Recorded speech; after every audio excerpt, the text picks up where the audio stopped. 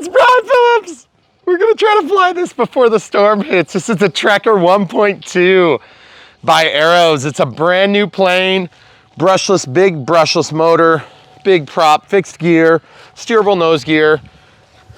We're gonna do it right now. Comes ready to fly or plug and fly. We're currently in the stabilized mode. There's also off and auto leveling. So we're gonna go to stabilize, elevator, ailerons, rudder. Here we go. Oh, that's powerful. 1300 3S in this thing by Arrows. Feels amazing, feels very agile. That's 100% throttle. Look at the power, folks. Absolutely plenty of power. Let's do an upside down loop. Oh yeah, we're good on upside down too. Let's do some barrel rolls. Okay, coming back around. Let's let it stall. Whoa, look at those fingers of those clouds, so cool. So normally we don't fly in the middle of thunderstorms and warnings. I don't know if you guys can hear the sirens in the background, but if we're gonna have our house blow away, we might as well hurry and get this video for yours truly.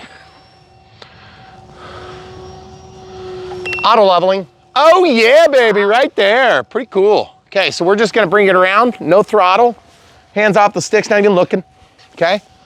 Look how good that thing does. No hands on sticks, I'm just holding it, just kind of holding it, see?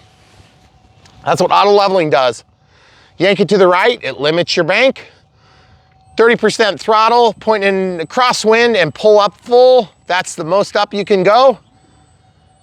Okay, so it's gonna limit your up angle and your down angle to that. Okay, now out of that. Oh yes. Very interesting cloud formations over us here. Lots of thunder and lightning. Mother Nature is just trying to, oh, it looks like they shut off the alarms. So don't worry, it's all clear, guys. Don't worry. That menacing cloud is nothing. All right, let's try taking a landing. Stabilization on Arrows have been very good. Woo! Even with that crazy wind, look at that, guys. Okay, let's see how fast we can get it up. Oh my goodness, you can, jeez. That's like a STOL airplane. Now, I'd be lying if I said it was dead calm, because it's not.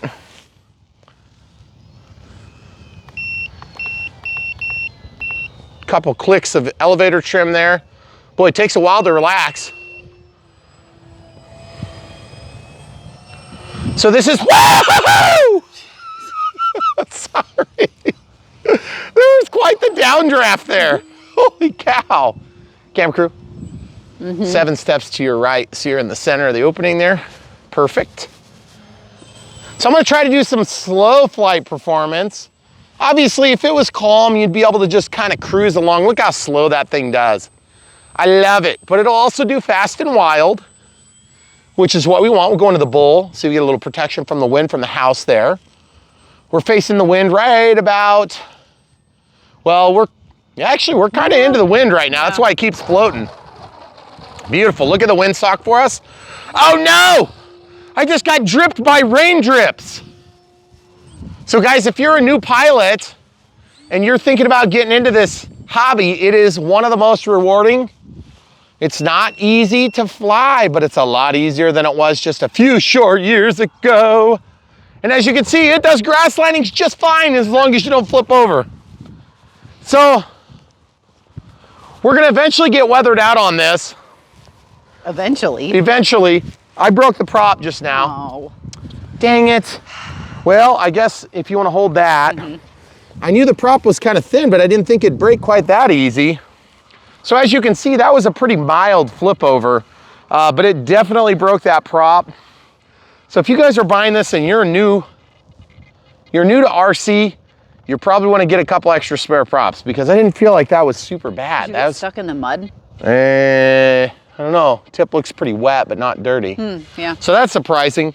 So probably we'll just get another prop and we'll put it onto this plane and see if we can fly it in the middle of the tornado. Stay tuned. Okay, so what we're gonna do is we're just gonna fix this real quick.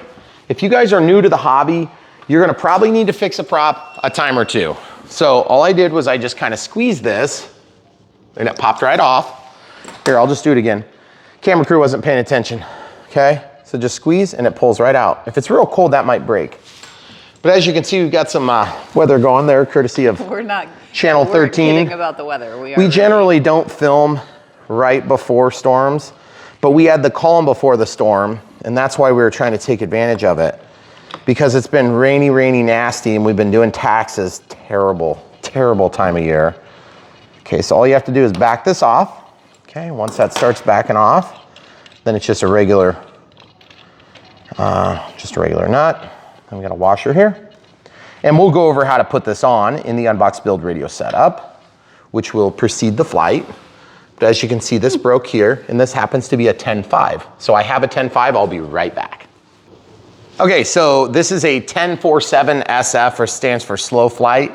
May not be a perfect match, but just to give you an idea, it's similar to what we're using, because 10 speaks to this, 10 inches, and then the pitch of the prop speaks to how far it goes in one rotation at rated speed or something like that. I don't know. Have some hobby shop guy explain it to you. Wait, that's kind of what me is anymore. What you is? What I is.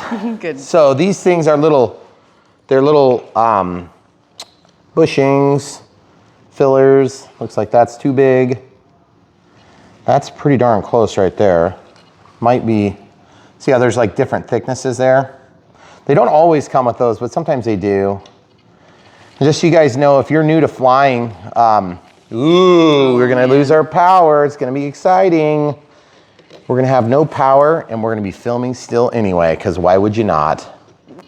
Okay, hopefully the computers don't all turn off. Okay, so we'll see if we can get that slipped on there. We'll just show you just how easy it is to switch a prop. Now obviously, oh, I've got that, is that backward? Nope, it's right. You wanna see the print going forward. See how the print's right there? Mm-hmm. So that means it's going the right direction. If it's a tractor prop, which is pulling your plane forward. Okay. This should be a nice forgiving fit, because all you do is you just kind of ride this right over by this little area. Okay. And once that's done, you have to brace it still.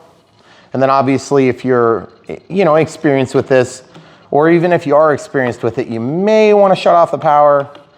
But for us, we're just really want to kind of beat the tornado, because you never know if we're going to have hardware to take the video off for your YouTube pleasure. Okay. This looks like this might give us a little bit of trouble going on. See what I'm dealing with there? Let's see if I can just get her to snap. See, this is just a little bit thicker here. My guess is we're gonna have to probably slip it over a little bit. See, it just doesn't quite want to fit. A little bit too wide. Yeah, just a little bit too much material here. So this has a different shape to it, of course. And so that shape is gonna contour to the spinner. So, like I said, probably a great idea if you're a beginner, just go ahead and order a couple of props when you're getting the plane. And by the way, if you do decide to get the plane, you want to help support our channel, buy from the link in the video description below. We're one of the only channels that shows these type of gaffes, because we want to teach you how to deal with them. And I think I can probably get it to go. I just don't know if it's going to pop off. Yeah, I think that'll be manageable. Let's go try flying some more right now. Okay, so we're going to try this with the slow flight prop. Oh yeah, beautiful. That was a big raindrop. Ooh, there's a lot of lightning. Stay back toward the house there. Beautiful, guys. I love it, actually. Very good. Yeah, I would say that lightning's probably a wee bit close. But, I mean, who doesn't want to see a giant thunderstorm in the backdrop? I don't know, probably arrows. That is so sweet. The calm before the storm, or in it, whichever way you look at it. Not sure you agree with the before. I'm not sure this is the before. Reverse thrust would slow that down in no time. Okay, so why don't we go up under the deck in case it starts getting heavier. We did get some hail earlier, guys. So, springtime in Iowa. Here we go. Let's try some grass ops. Who needs grass when you're off the ground before you even hit the grass? my goodness. If this plane gets struck by lightning, do you suppose Aeros will send another one? I don't know. They might be like, Maybe you shouldn't have been flying no. in a tornado. I'm at 30% power, guys. Look at That's this. crazy. This is really, really good. Really good. Okay, here's 100%. Thank God for the FAA regulations that prevent us from going over 400 feet right now. Listen to all that. I know, I hope they can hear it. It sounds sweet. Constant. Sounds like somebody is walking around above us. Can you imagine how much snow we'd be getting if it was colder today? Why don't you go one step back up if you can, safely. There you go, good job. So, you know, I remember years ago watching a trademarked movie named Twister, and they were always having trouble chasing into the inside of these storms. And they were like, we gotta get right in front of it and stick this thing down, and then everybody gets sucked up and destroyed. And I'm like, why didn't you just fly a radio-controlled airplane in there, you idiots? Well, and you know, I think the wind might be a little bit stronger inside of a tornado as opposed to what it is here. And for all of you Midwesterners, you know exactly what's going on here. Whoa, there's our lights flickering, about to lose our power. Exciting. These are the types of things when you live in a boring place.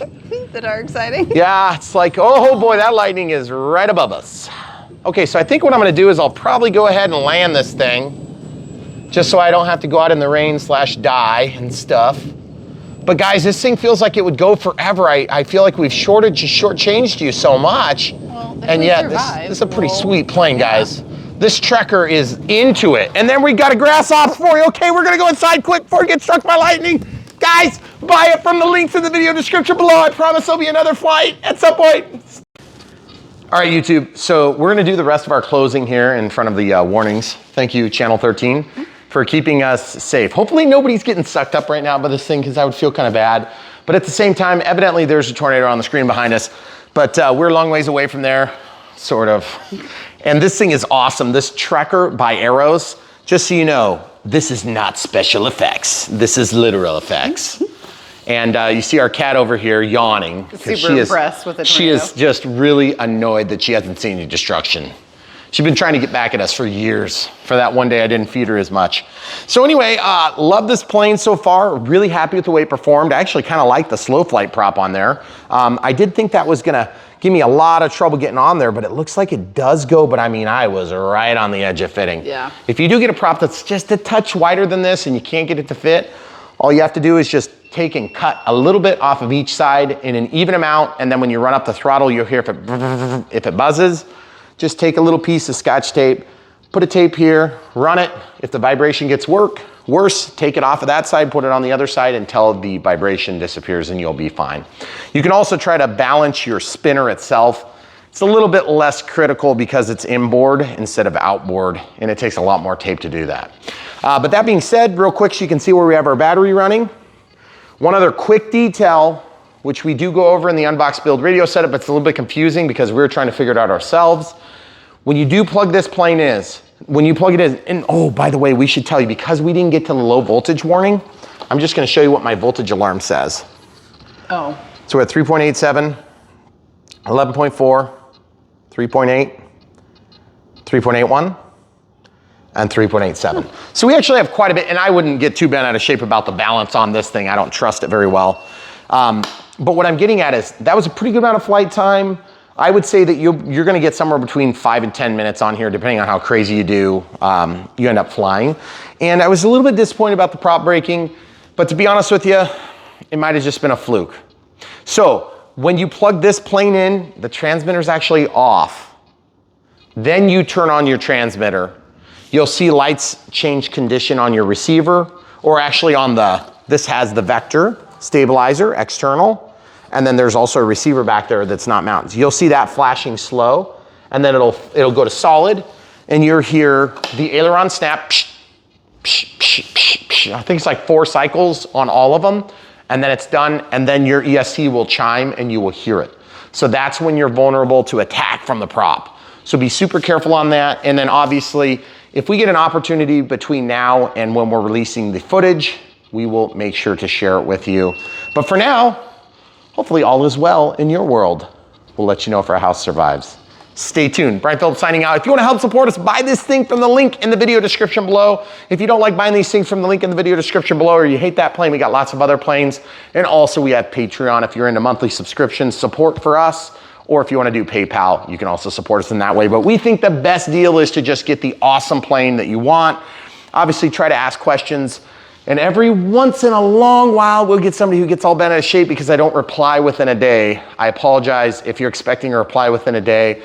We do sometimes, but generally it takes me a couple of days to get caught up because there's so many comments. I don't mean anybody ill, so please forgive me if it takes me more than 18 hours to reply to your comment. We have thousands of them in queue most of the time. So if you need immediate help, watch the entire video, see if I answer your question, put the comment there, and sometimes other people will chime in and give us some answers. Or check out a video on a similar plane and see if we went over something different on that plane. And that's right, and we do. We have literally 1,500 plus videos for your viewing pleasure, and you should be able to go through and find just about anything you need to know. But at that, we'll leave it. The Trekker, 1.2 meter. Beautiful plane by Arrows. Get one for yourself today. Thanks for watching, guys. Brad Phillips again. Trekker, 1.2. We've got some calmness, and we're gonna take advantage of it. It doesn't look that way, but it is, believe it or not. We've got some storms that came through our area, so actually we have some friends that got hit by this storm and they are missing wulls. So we feel very bad for them. But we just couldn't resist taking this opportunity that Mother Nature gives us to film this beautiful new plane called the Trekker 1.2 by Arrows in a beautiful storm. Look how calm it is. This is a beginner plane, believe it or not. It has auto leveling, and it has nothing, and it has stabilization. And as you can see, it is rock solid. It's not dead calm, but it's pretty close. We are under shelter, in case you guys are wondering. We are doing this in a different spot than we would normally do, but we just said, hey, it's calm for a minute. We can stay safe and do this awesome video. Obviously, flying in heavy rain is not a great idea. This would be no rain. It looks like it's raining, but it's actually not. There's 100% throttle. As you can see, it does just fine. And if you see some light weather in the background, it's, you know, that happens. A little bit of lightning maybe. We are, again, on our porch, which is a covered porch. And we're just going along, living life. You might want to wait for a little bit nicer day if you're a beginner. Camera crew and I are both out of the rain, out of the wind. Absolutely gorgeous evening. Loving this plane, about 40% throttle there, 50%. This is ready to fly. Comes with this little transmitter. That's what that beep is you're hearing occasionally. Okay, let's do a high-speed pass here.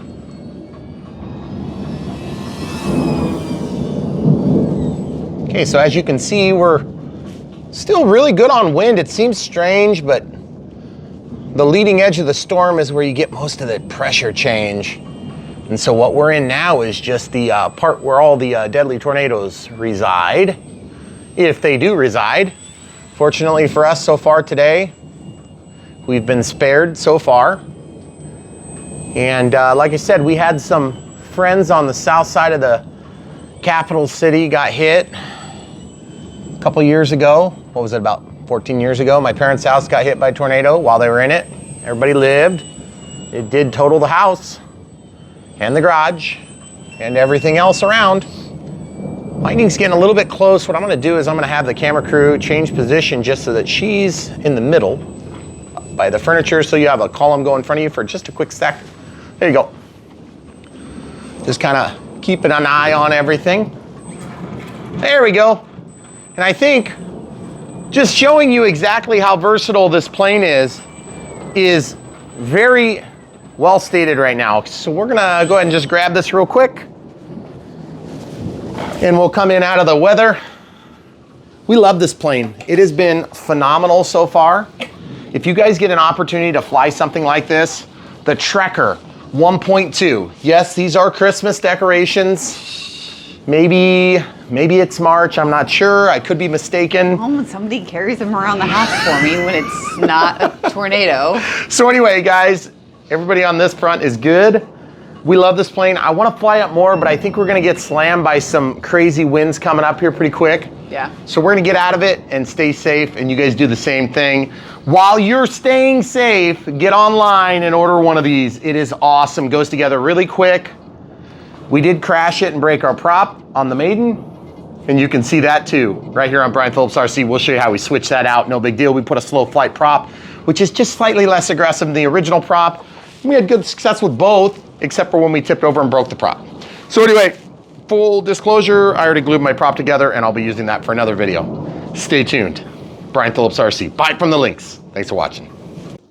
Okay, so we were just outside, and I forgot to mention we used the Venom 1300 milliamp 3S pack. And just so you guys can see what we got left, yeah, 4.05, 3.98. Oh yeah. 3.97. So we could have gone for a long time more. And to be honest with you, I feel like this thing is super efficient flyer. And yes, you could do lots of regular, just kind of showboating around, or you can do full on aerobatics. This thing will do it. It's very fun. One of my only complaints on this plane so far is that it doesn't need flaps, but it would be fun to have them. And you can still add those really easy. And if you want to decide to add flaps on here, you do have an extra channel on the port, excuse me, an extra channel on the receiver, right here. Channel 6, and then there's an S-bus output too, okay? So if you wanna do that, you can. This does come in the ready to fly with the Vector. If you get it without the Vector and you're just supplying your own receiver, what you can do is you can watch one of our many videos where we've showed how to do radio setup on an AR630. That's what I would recommend for this plane. You could also do a 31 and have the antenna and top pins, because the top pins might be nice in this configuration. You could actually stick it right where they recommend the Vector goes, or actually on the side here would be better. You'd have plenty of room, yep. Either way. And with the 631, you can run it back here and have all the wires shoot that way. So either way, it'll work fine. We've showed how to do it. But if you need to do it, it's actually quite simple.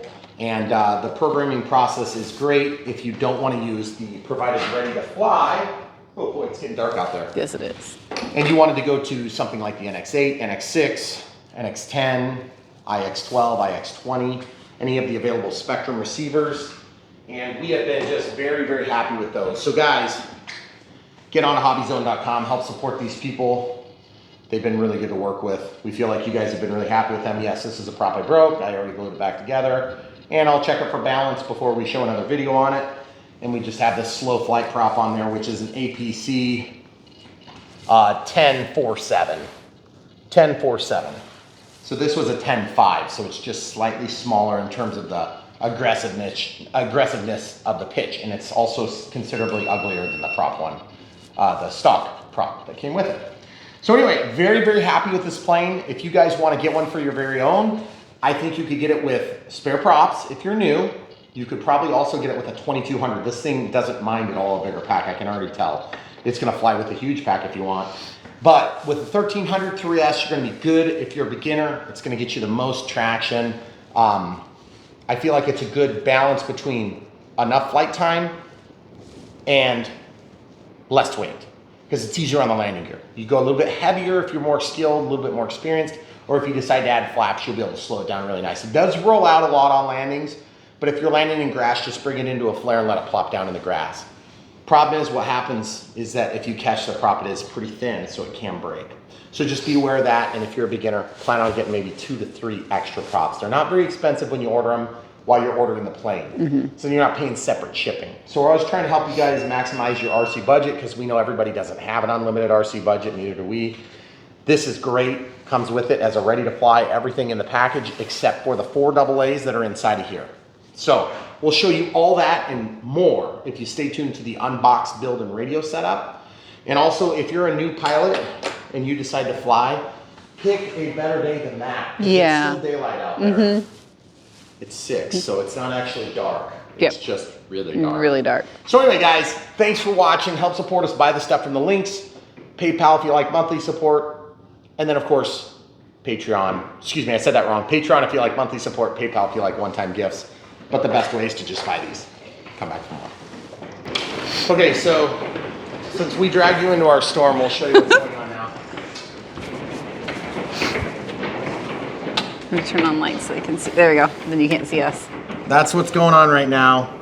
So we missed the hail by a couple of minutes. Hopefully it's not breaking a bunch of stuff. Yeah. But it sounded like somebody was visiting us. But yeah, hail usually precedes worse, so hopefully we survive. Should go. Send your support. See you next time. Come back for more. We lived Trekker 1.2. If you guys haven't seen these videos in real time, this is the third video we filmed today. I broke the prop, glued it back together. We put another prop on in the middle, and then we had a couple of near misses with tornadoes. So this plane is awesome. We are flying it in the ready to fly configuration, and it has been just like weird. We've had great flying weather. Pretty sure that was our prop. Okay, let's check. Right here. Okay, so yeah, that was the prop, guys. So I tried to fix my prop and I didn't get it. Sometimes these props, you can get real lucky. You can glue them. Not this one. Okay, we'll come back. Okay, Brian's walking in to switch his prop, but I just want to give you a view. Okay, so here is our house, obviously. The storm has passed us for the most part, and it's just pitch black. There was tons of lightning behind Brian right before we started the video. You can still see some off that way. And then this is what our normal evening would look like. It's like 6:30 or something. So it was, when you saw it a few minutes ago and it was pitch black, like night black, this is what it would normally be. And then here is kind of the other edge of the storm. I can hear a ton of water in our creek running right now, but, oh, it's the lightning again. You can still see, there's still hail up in the, that's hail, not snow. And there's some up there on the sidewalk too. So this is spring in Iowa. This is what we do for entertainment. Okay, so I just switched it back to the slow flight prop. This is, full disclosure, a 4.7. It's a 4.7 instead of a 10.5. So you may notice a slight difference in performance. I actually love the way it's performing with the slow flight prop. But partly the reason that we're showing you this flight now is just because we wanted to show you that everything was fine and we made it through the bad storm. Because we know you guys worry about us. Shooting the moon. By the way, that wasn't even 100% throttle. Just look at this gorgeous, man, that's a crazy view. Look at that thing. Mm-hmm. Okay, let's bring it in close for some bull flying here. Folks, the stabilization on this plane is fantastic. Camera crew, if you want to kind of go right by the edge there, that'd be great. Beautiful. Got some good lighting here, so we'll kind of keep it fairly tight for you. Nice rudder action. You do have to kind of get on it with this plane. It doesn't like to tip stall so much as it likes to, you do have to use a lot of rudder. And I feel like I would like to maybe have just a touch more rudder. So if I had my way, I'd probably put the rudder hole, instead of the outside hole, maybe I'll do the inside hole. But guys, look at this amazing Mother Nature footage too. That was about 40 to 50% throttle in that, just to show you how amazing this plane is. This Trekker is a gem, folks. We are gonna get you some daytime footage, don't worry. Man, did you see that? It got caught on the tail, some major wind. Okay, so there's 100% throttle. Kind of hard to see on this angle, so we'll try the other angle and see if it's better. I can see in real life, you guys can probably see better than me. Look at this, we got blue skies. Just a perfectly beautiful, calm evening. Don't worry, no tornadoes in 10-mile radius or anything. So for those of you who live in Tornado Alley, you understand that it's just part of life, and then you jump into your Trekker and you go out. You go away from the flyover territory. And I'm sure you guys will appreciate this video, but I just don't want the crazy weather to overshadow how awesome this plane is, because I gotta be honest, it is really good. Okay, so let's try some grass ops. Okay, so you can get out of the tall, sticky, wet grass, and that's what you get when it's you know, basically stormy. Very happy with the performance of this plane, trying to stay in the light that's cast from the edge of the security lights there. Let's go on the inside here. Going up. Nice stall turn here. Okay, you good? Back 2 steps. Beautiful, guys. Absolutely gorgeous performance. Reminds me of the way that the Bigfoot flies, but I feel like this one has just more of that general aviation sport feel to it. And I'm really, really, really happy with it. Just so you guys can see the tricycle gear. It's very fun. Bigfoot, of course, is a tail dragger, and it's a 1.3 meter size class.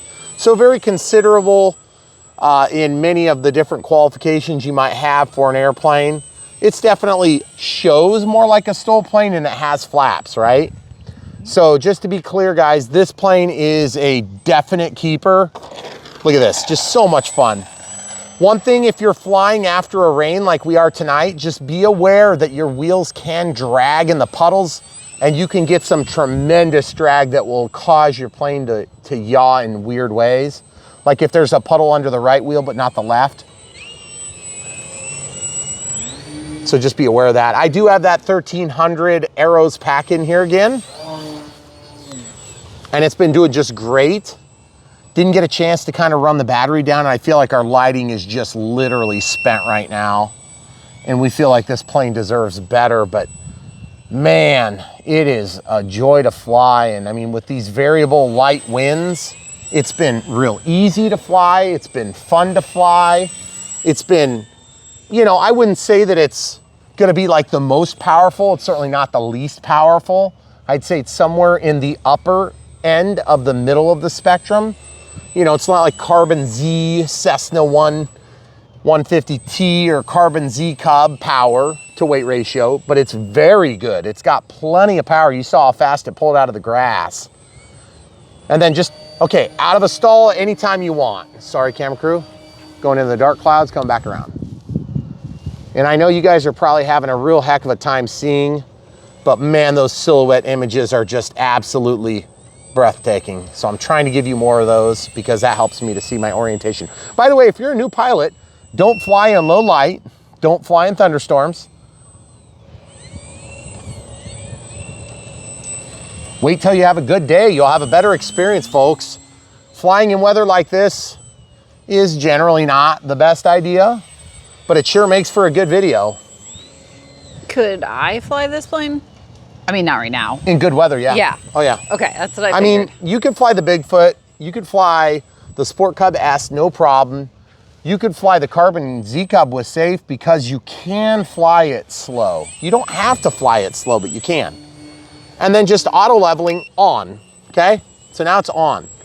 But you still have plenty of bank authority. You still have plenty of pitch up and down. I just got to get over the power lines here. Don't want a gust to take me down. Okay, trying to get into that little band where you can see. Okay, so going into the just the stabilizer here now. I pretty much fly with the stabilizer all the time, folks. Some people probably think a bit noob of me to do that, but the truth is I just like flying with the stabilizer. I don't like all the surprises of flying without a stabilizer. It does cost a little bit more to fly with the stabilizer because you need that extra technology in all of your equipment, but really it's not too much anymore. It used to be a huge expense, but nowadays it's pretty much, you know, about 10, 15 bucks extra on a receiver. And then if you don't want to buy an expensive receiver, you can get one of these Vortex external stabilizers. You can actually do it that way if you want. You can use a cheaper receiver from Spectrum or something like that. But in our case, we just love the AR-631, 630 lineup. AR-637 is just a little bit too expensive for some of these planes, in my opinion. So you get into the AR-630, you kind of get that middle of the road price point, but you get the high quality radio system. If you go for, you know, like a different brand, like your FR Skies of the world or your, you know, Futabas, which are also expensive, like Spectrum, then you can get still the high quality radio system, but it's just not what we're used to with Futaba FHSS and the different varieties that they offer. We're into the DSMX and DSM2 platforms usually through Spectrum because that's our preferred brand. Then of course Fly Zone and some of these other competitive brands have had their own little kind of like 2.4 gigahertz whatever. I'm gonna go ahead and land. I'm starting to really kind of struggle to see. Nice flare, just kind of get that nose on the ground and then you can start controlling the yaw again. Let's check the turning radius real quick. Again, on ready to fly transmitters, my experience is that you usually have a very wonky flying plane. Even in the best of circumstances, it's not as good as it could be. This plane and the Bigfoot and the Pioneer are one, or not one, but a few of the very big exceptions to that rule. They definitely are not wonky. Let's go back toward the house so we can get more light. I feel like this plane is just a joy to fly. The radio, even though it's you know, like a cheap ready to fly variety, it's big enough that a smaller handed humanoid can fly it. For instance, a child that is fully of legal age and follows all rules, whatever that means. But in my case, I don't like when they're smaller because I would like a bigger transmitter because I have bigger hands.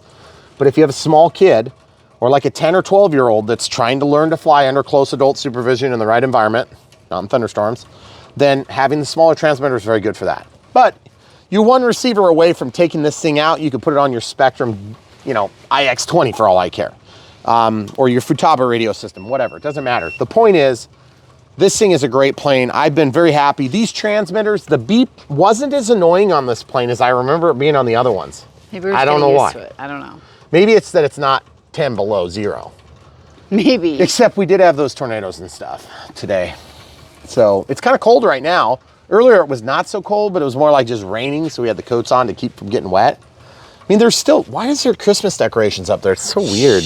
Because it's too muddy for someone to carry them around to my basement. Yeah. I feel like you're telling me something here. Anyway, so yeah, so this plane is awesome, folks. If you're looking for a Christmas present for next year, get one ordered right now. Look at all the water on the bottom of the wings. Oh man. That is so wet. One thing too about flying in the wet is it's a commitment, folks. It truly is a commitment. If you get out and you get your plane this wet, you're probably gonna be finding grass and things like this on it. But this type of plane is great for it because it's just a white. There's not a lot of decals. There's not paint that's gonna release. So it's gonna be a great one. And by the way, if you want a definition of an everyday flyer, this Bigfoot, definitely in that definition. I really like that you can get it in ready to fly. Would I buy this in ready to fly myself? No, because I don't need ready to fly. But we don't serve ourselves, we serve you in the RC community, especially a lot of you new pilots, because really, when we were new in this 7 years ago, 7.5 years ago now, we had a really hard time finding good information.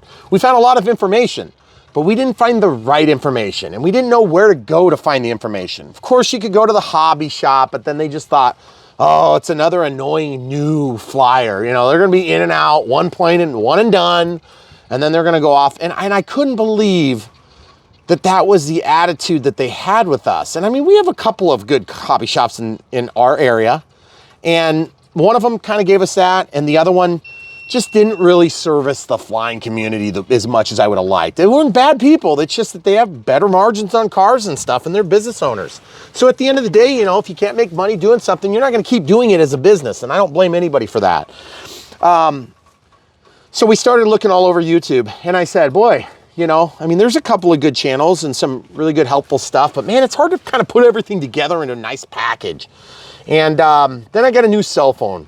And the cell phone didn't have enough memory, and I was like, you know, I'd like to see some of these videos. I want to see what I'm doing in like 4 or 5 years, because I feel like, man, I'm into this. It's really fun. I'm kind of good at it. I feel like, you know, we could try this YouTube thing. Plus, it's free memory for my videos. So we started uploading the videos, and then flash forward 7 years, and we've got thousands of videos. 100,000 subscribers, 110,000 subscribers, almost just under. And we've got great relationships with a handful of different companies that send us stuff so that we can review them for you. If we had to buy every single item we got, we would not review near as much. When we first started this, we did exactly that. And we were spending like $15,000 a year on airplanes. So yeah, that's like legitimate. That's expensive, guys. It gets hard. It gets hard. Even if you make a good living spending that kind of money on a hobby. And some of you guys are spending more on that. So it's like, I'm jealous of you. So just remember, at the end of the day, the reason we do this channel is because we feel like there's so many people that are on the edge of their seat saying, that looks really cool. But you know what? It's easier to just go get Call of Duty, you know, and just buy this PlayStation 7 or this Xbox 480 or whatever the next one is, you know, because I don't want to age myself too much here. This Nintendo 64, Atari.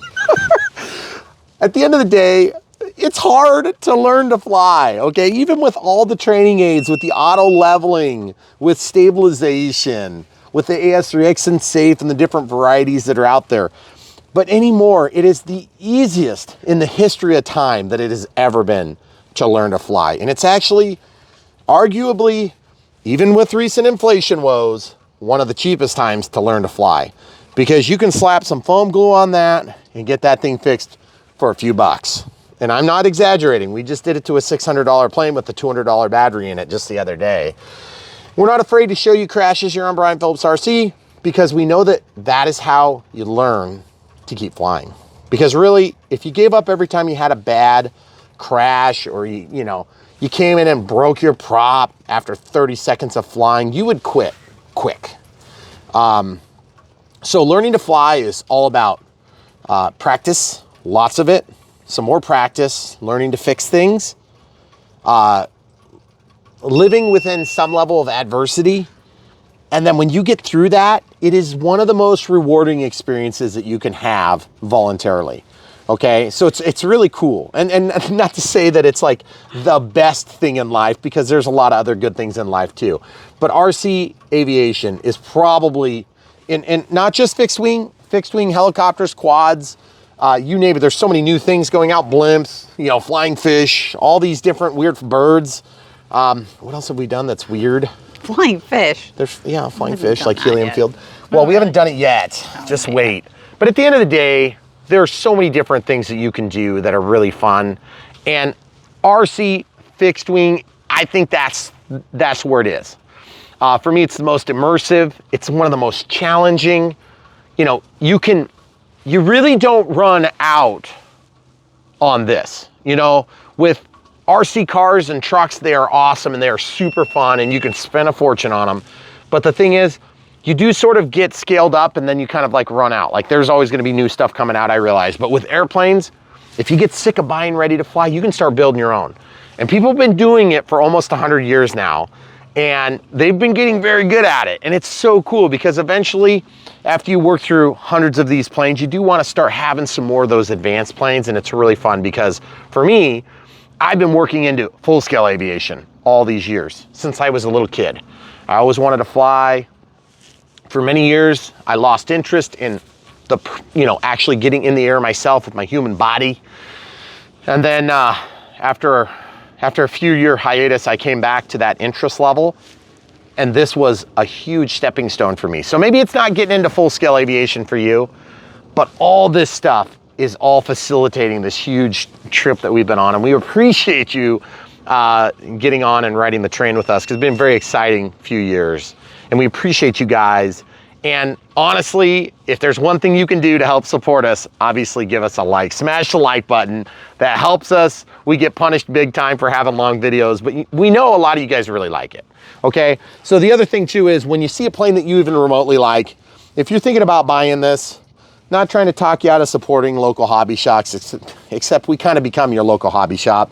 At the end of the day, if you want to buy that plane and you're going to come here and ask a bunch of questions and we're going to help support you, then when you buy from that link, these companies send a small commission. So we've never hidden behind that. We want you guys to know that, full disclosure.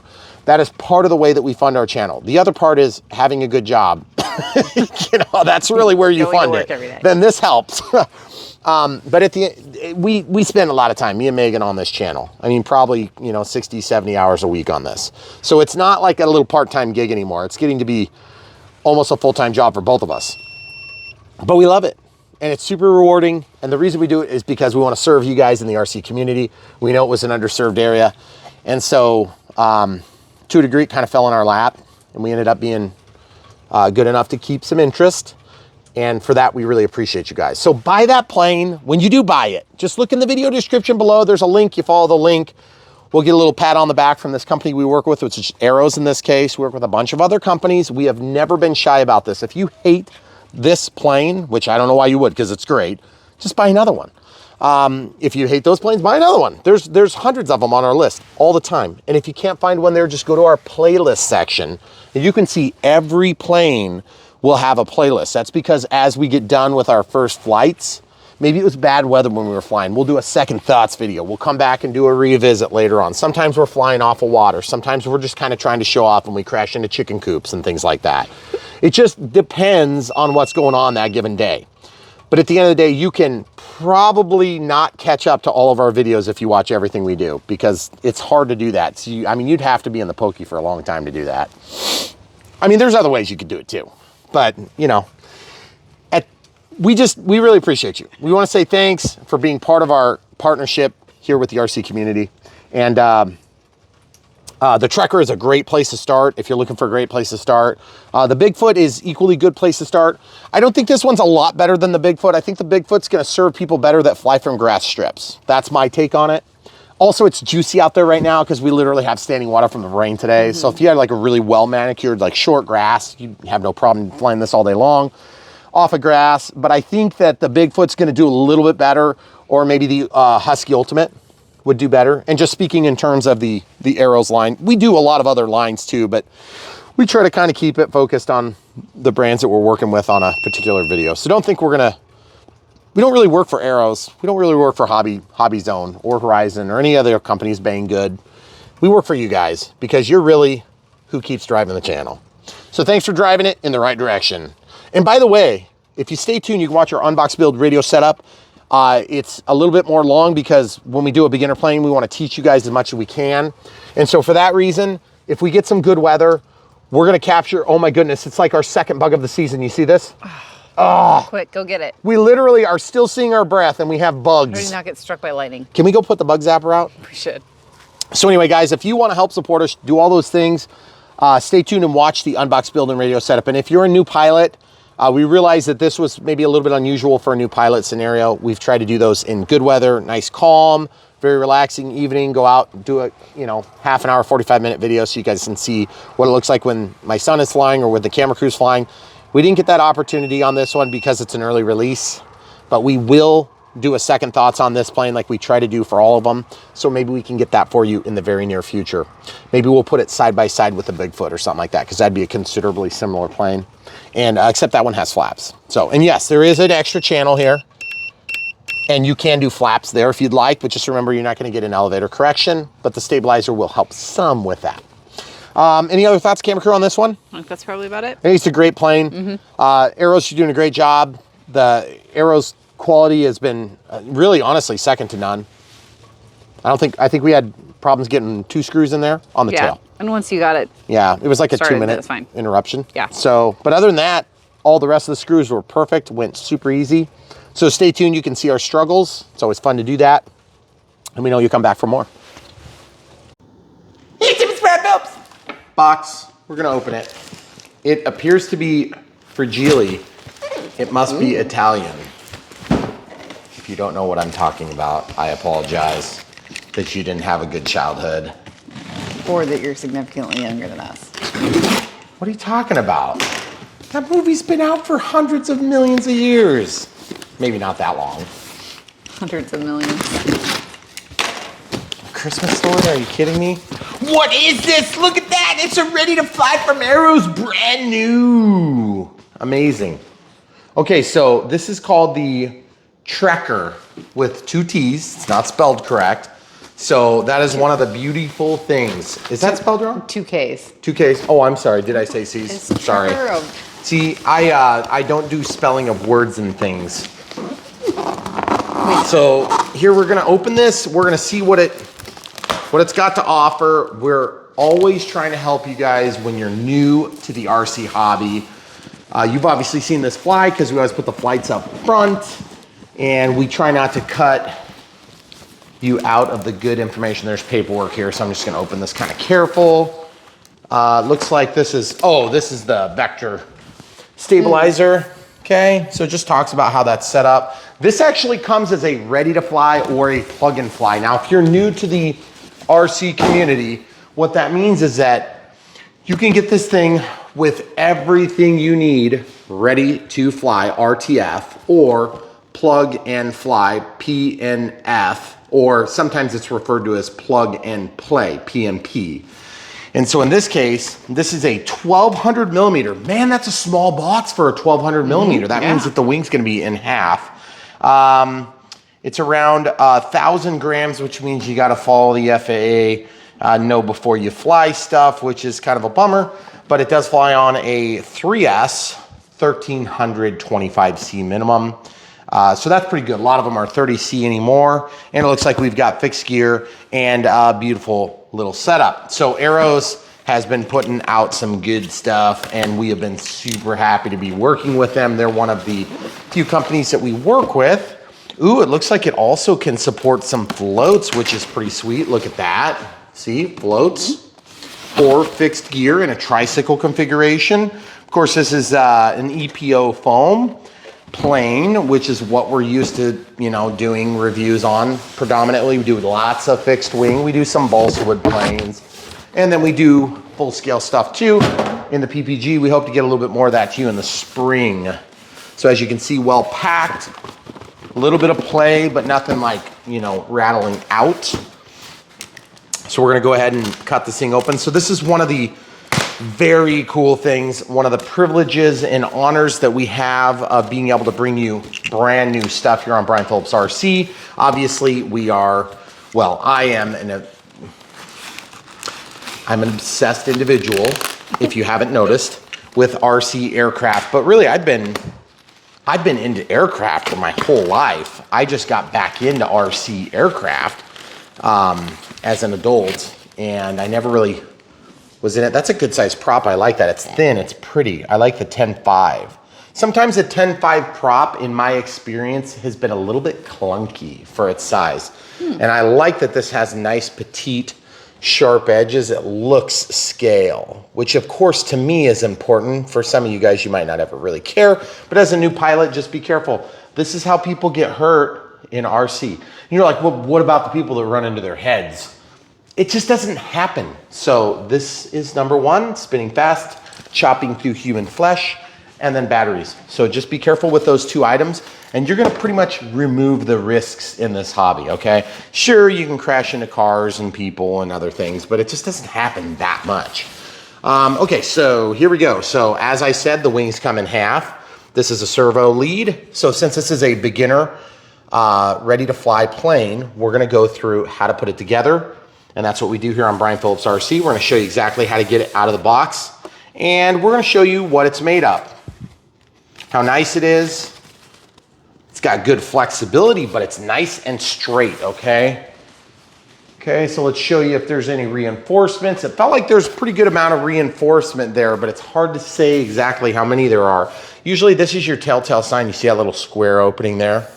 That's where they've embedded a piece of fiberglass. If it was black, it's usually carbon fiber. It's black because the carbon is black, okay? So this, of course, is one of your ailerons. So we'll come back to that in a minute. Looks like they've got a manual here. The Arrows manuals have been second to none. We haven't had any issues with them. No Chinglish that makes it confusing. There is a little bit of Chinglish involved in some of the manuals like this with the updates.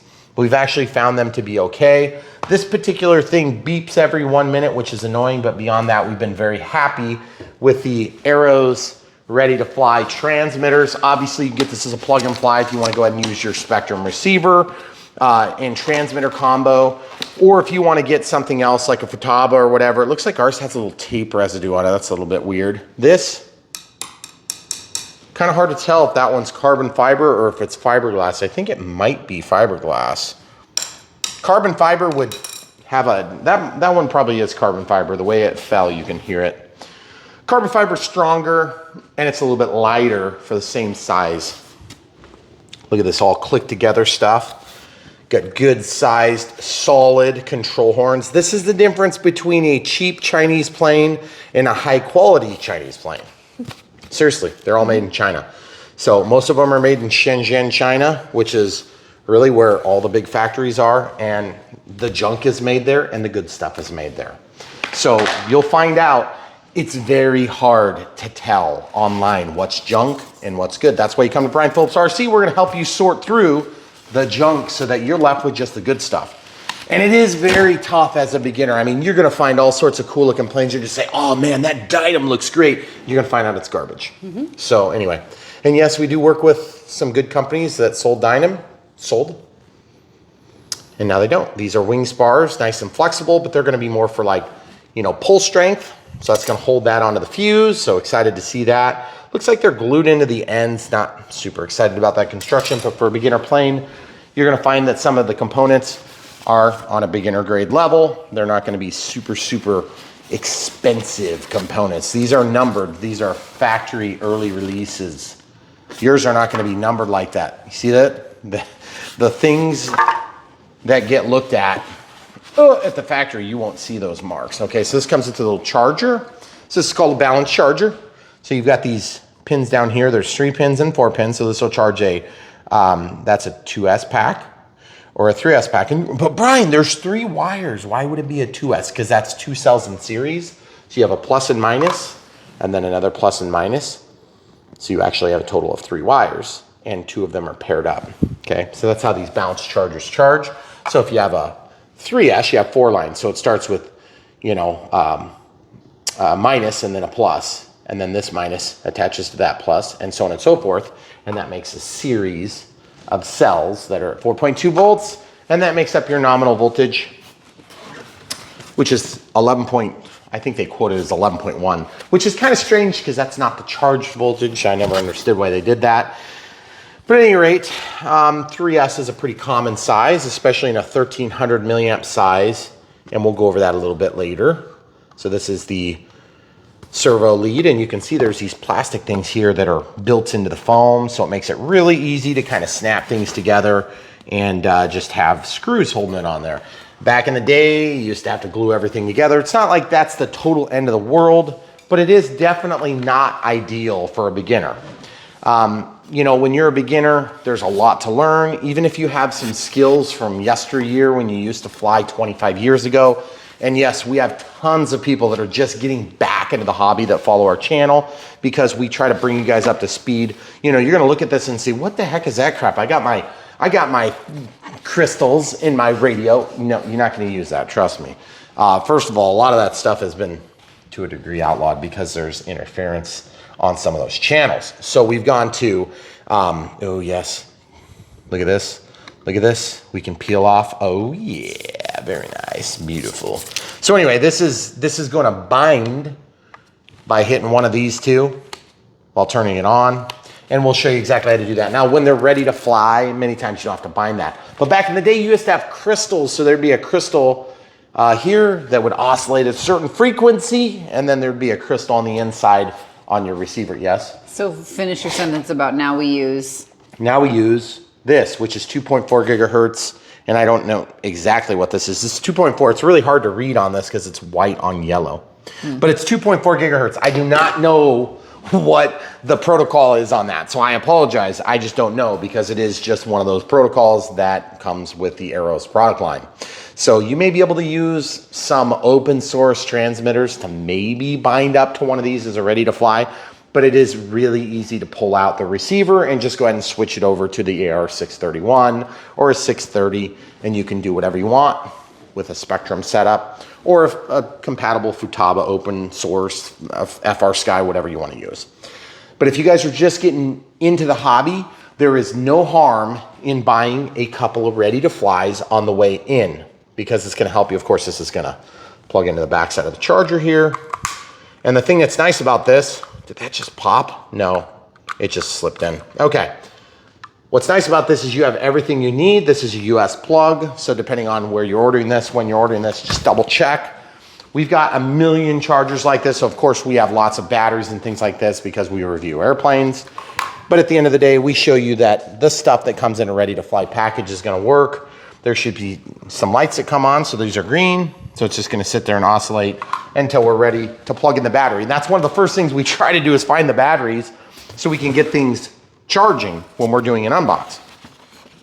So anyway, getting back to, if you're getting back into this from yesteryear, there is so much technology that's improved and changed. There's been a lot of improvements, but there's also been some things that have not been improved, namely the point of manufacturing. But beyond that, okay, so we have lots of screws here, a couple of plastic things. This thing's gonna go in there, a bushing for the prop, and of course some wing joiners, and then a spinner that's gonna bite around this. We'll show you exactly how to put all that stuff together. It's pretty easy, self-explanatory stuff, but the instruction manuals are very good.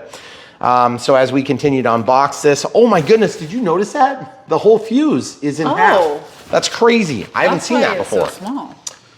Okay, and we've done hundreds of planes. These are numbered, so it can be put back together. That's pretty cool. They're not gonna be numbered for you. That's just an early sample thing. They just knew you were gonna put it back together. Yeah, exactly. Okay, so aluminum. Got a little bit of flex to it. This is not steel. If it was steel, it would be crazy heavy, but it'd be a lot more strong. Don't worry. If you bend this stuff, just bend it back. It's not a big deal. That's what's nice about aluminum. Remember, with a beginner plane, they're designing these things around forgiveness, okay? Because you are gonna need forgiveness, believe me. When you're new and you think you won't until you make your first flight and you are like, oh my goodness, how do you do this? It is harder than it looks to fly radio controlled airplanes. If you don't believe me, just do it once. Okay, quickly can be disconnected in the field. That's pretty cool. I don't really understand that yet, but we'll get it later as we get things put together. Very nice. Very nice. Big connection points. Super interesting. I've not seen that before. And then of course our wires are back there. That's gonna be kind of a pain to get those out though. Nope, not too bad at all. Just grab it and pull. There you go. So that's good, they thought of that. I was afraid that was gonna be difficult to get because it looked like they were tied up way back there. So I'll just go ahead and undo the twisty tie. Now they've labeled these for us, rudder and elevator, but my guess is we're gonna test it anyway. If you ever get one that's labeled wrong, just plug it into the correct spot and we'll show you how to check that later on. All these connections are really easy. If you guys are used to older technology coming back, staying with the theme of getting back into the hobby, this is a great place to start. Get something, just kind of get your feet wet. You are not gonna use this for all of your planes, but you can technically bind it to some other planes like the Bigfoot or the Pioneer, or what was the other? The Hawkeye? The Hawkeye, yeah, you could do the Hawkeye. I don't know if the Hawkeye works with this, but I think it does. So anyway, some of these have extra switches. So 1, 2, 3. See how it's a 3 position. This of course is gonna be throttle on a mode 2, and then rudder for yaw control, which is this movement on the airplane, roll control on the ailerons, and then elevator for pitch control. Of course, pulling back brings the nose up, pushing forward brings the nose down. Yaw brings it to this way, yaw brings it to that way. Now, if you're used to a 3-channel plane, the yaw control's over here on a mode 2 by default, but I like to mix in controls when I'm doing my computerized transmitter setup, which we do on every plane that we do. We always unbox the planes, we always do the radio setup, we always show you start to finish, and mostly unedited. You know, if I'm yakking up a storm with a cold or something like that, we'll cut some of that stuff out, but generally speaking, we show everything. Very cool. It seems like super nose that because there's nothing on the back. So it's stuffed in there to just kind of keep everything to behave. Finish is good. I mean, it's better than I expected it would be. Nice snap-in nose gear. I like that. That's a real simple setup. And it's gonna hide this ugly part. That's a good idea.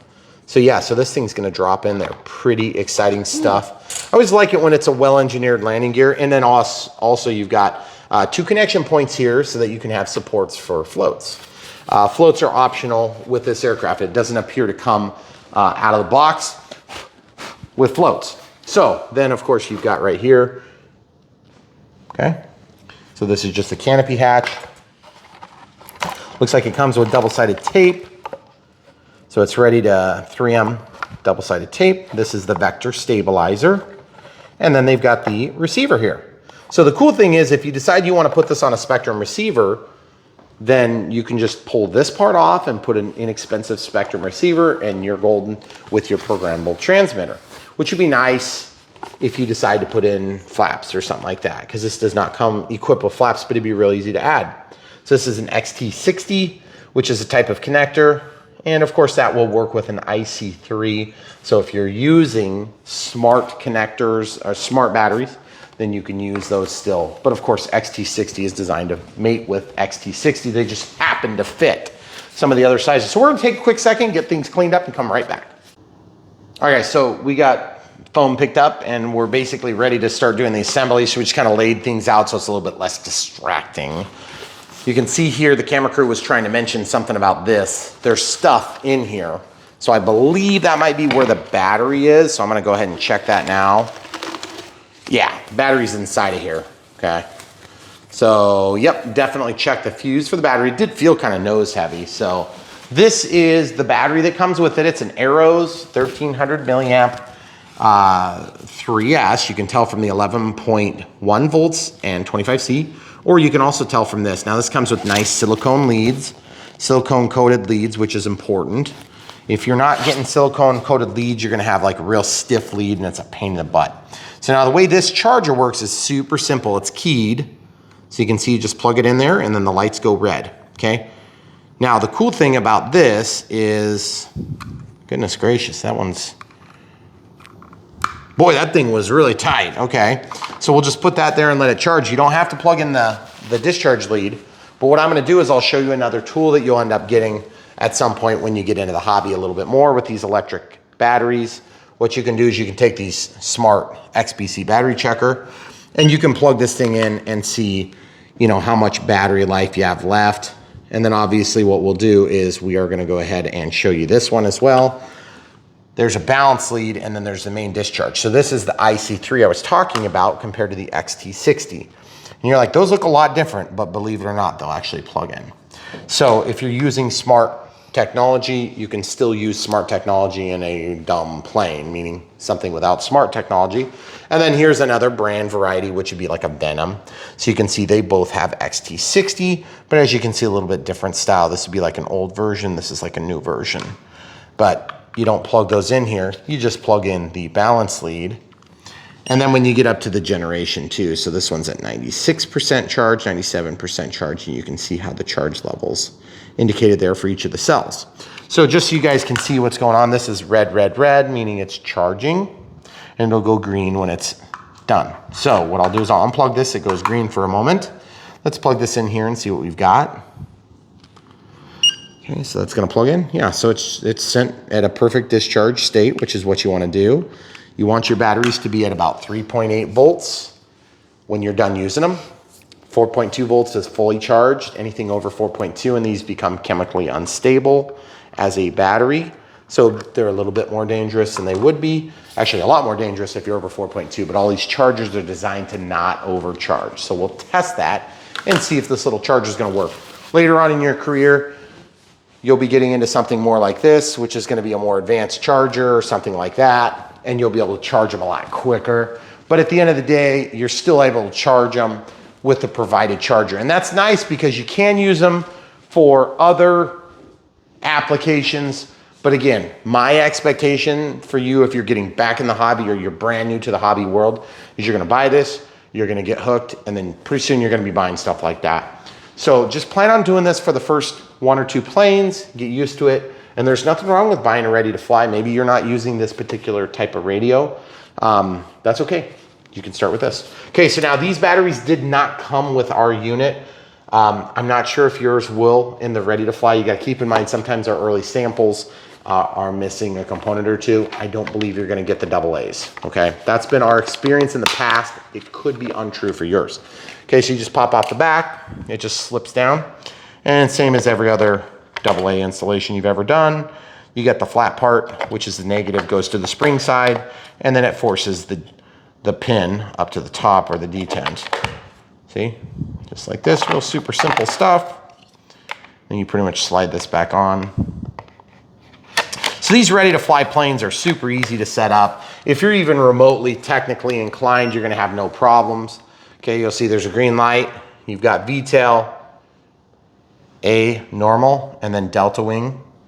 There's an aileron reverse switch, elevator reverse switch, throttle reverse switch, and then rudder. These are bind buttons.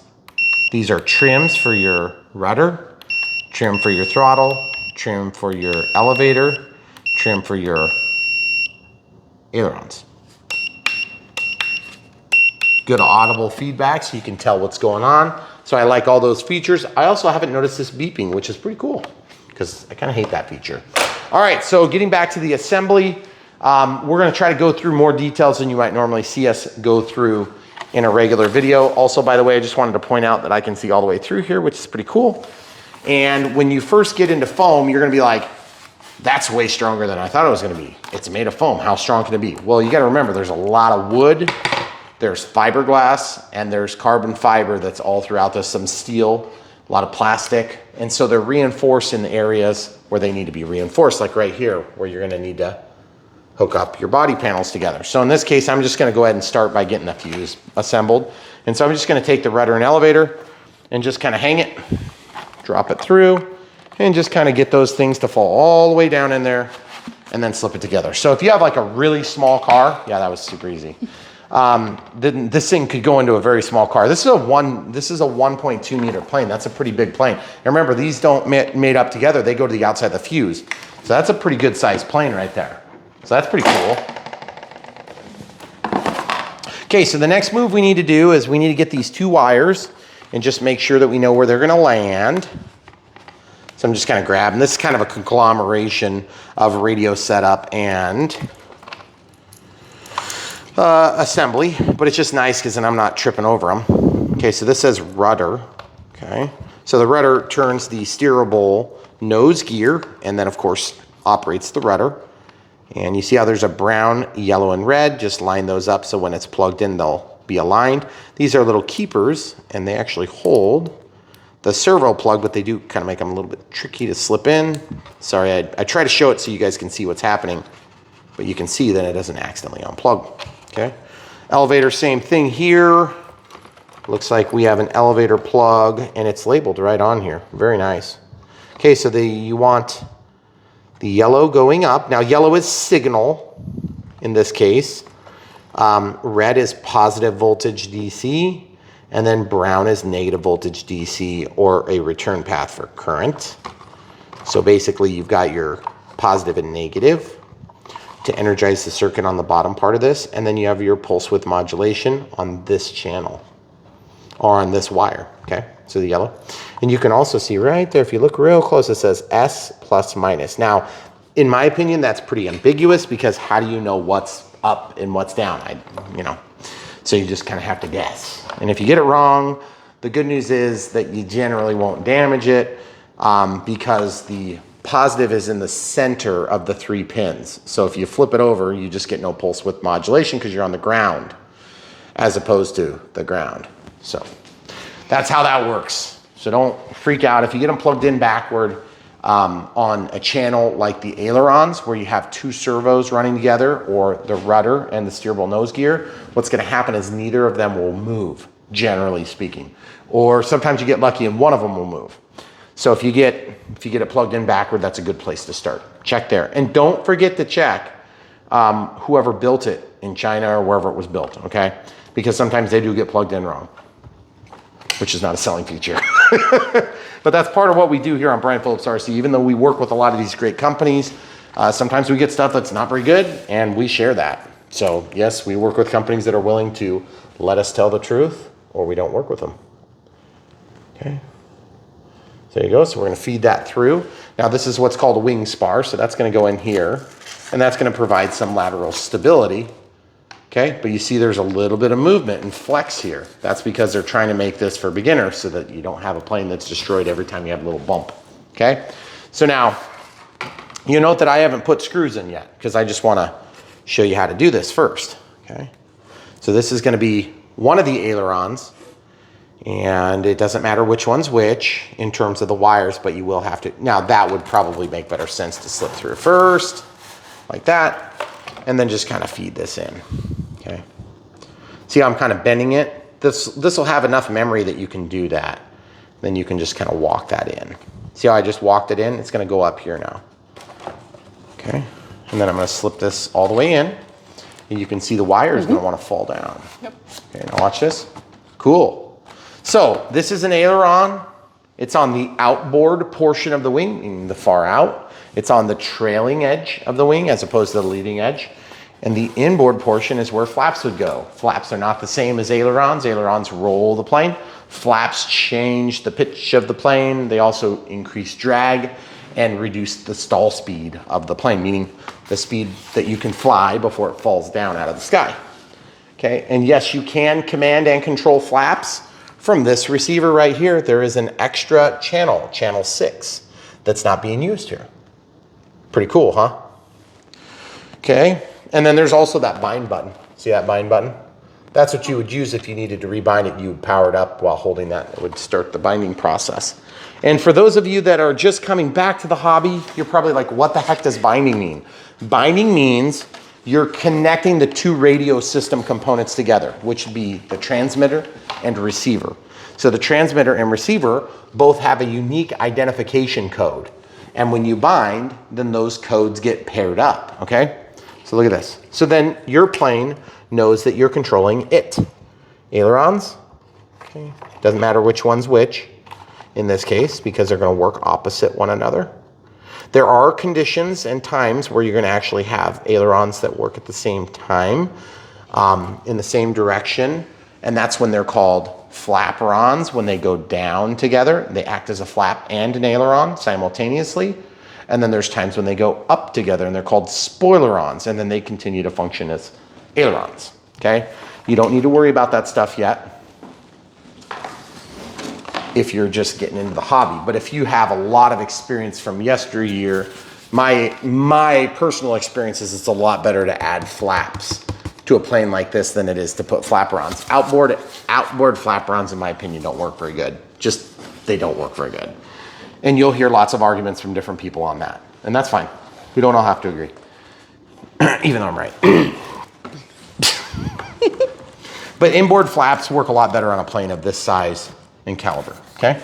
So you see how this pushed the wing out? Look, I'm gonna just grab both wings and just kind of give it a quick tuck. Okay, so now it's in there. That is a pretty good size wingspan, and I like the look of it. It's cool looking, it's aerodynamic. Looks sporty, which is cool. Okay, so you see that one? It dropped way back there. You see that? So here's the trick. If you don't want to chase it with your fingers, just kind of get things situated so that it's controlled, and then just wiggle the plane. Yep. So now I can reach it with my fingers because it's right here. See? Got it with my fingers. Now, if you don't want to do that, you can also get forceps or hemostats, which is a good tool to add to your tool bag, and it will save you lots of headaches and frustration as you go through this build process. Hemostats are basically, I'll show you guys on the next grab. So we're gonna plug these in. Hemostats are relatively inexpensive too. See, color for color. So now all the ailerons, actually all the control surfaces are hooked up electrically, except for the mechanical connection. These are hemostats with a bent tip. If you're looking at hemostats, get the ones with the bent tips. You're gonna think, I'm never gonna use the bent tips. I'm gonna get the straight ones. No, don't. Use the bent tips a lot more than you use the straight ones. You will immediately trust me when you buy that. So I think these, I got these for like $6 or $10 or something like that. I've used them probably more in more critical environments doing airplanes than I ever imagined I would. And we build a lot of airplanes on this channel. Okay, so we got these things. What are these things? These are wing struts. They're gonna go under the wings. So what's this thing? This is obviously the horizontal stabilizer, and the elevator portion is the trailing edge of the wing. You can tell what's up and what's down by where the control surface comes out and by the general assembly. If you wanna look at this, I don't even need to look at the manual. I can tell there's this plastic thingy is gonna, it's like a rail that's gonna go together. And then you can also tell where the servo is. A lot of times the servos are mounted up front. In this case, look how serviceable this is. That servo has 2 screws and it's right there. You know how uncommon that is, people? If you're new to the hobby, that is exceptionally uncommon. These planes are generally designed and you think, well, how do I fix that now? In fact, we've reviewed a lot of them that are like that. And not because we're proud of that concept, it's stupid. Serviceability is huge. If you ask me, as a new pilot, look at that sweet body shape. I like it. Looks really cool. I'm really happy with it. Looks sweet. Really wide wingspan, but it's got a nice flat wing. And you're like, but why do you want a flat wing? Don't you want dihedral? That's where these go up. With a stabilizer, you don't necessarily need as much dihedral because the auto leveling is controlled by the gyros inside of here, the gyroscopes inside of here, this thing. This is an external stabilizer. This is just the receiver, okay? So you can actually get receivers that do stabilization as well, but they're quite a bit more expensive. Even the cheap ones are more. Okay, so we got landing gear. And of course, we got to get screws put in and we have to put the prop in. I think the next move for us is going to be to go ahead and start assembling the screws because we're going to have to do it at some point. So let's talk about that for a minute. They did suggest sticking this in a specific spot, so we will talk about that being the vector. This can be in here loose wherever you want. It does not need to be positioned. It is not positionally dependent on wherever it goes inside the plane. Doesn't matter. It can move around. It doesn't matter. However, this is aware of its position in time and space, okay? As the plane rolls, it needs to know where it's rolling. As it pitches, it needs to know how it pitches. As it yaws, it needs to know how it yaws, because it will then help you fly the plane, okay? You'll understand how that works later, and we will demonstrate in flight. Or you've already seen that, actually. Okay, so now inside the bag of goodies, and we got a spinner here, very high quality. Looks like it's robust, it's thick, it's got enough plastic on it. Sometimes we don't get that on beginner planes. And they send some shoddy little junky thing that's gonna break on the first opportunity. And we have reviewed a lot of planes like that. You see how this pops out? Not a big fan of that style, especially when it's cold, but look how thick the plastic is. That's actually got some substance to it. We have literally done planes that have the exact same design, but it is thin as an eggshell. And I mean, they practically break without crashing. So I'll just lay that aside.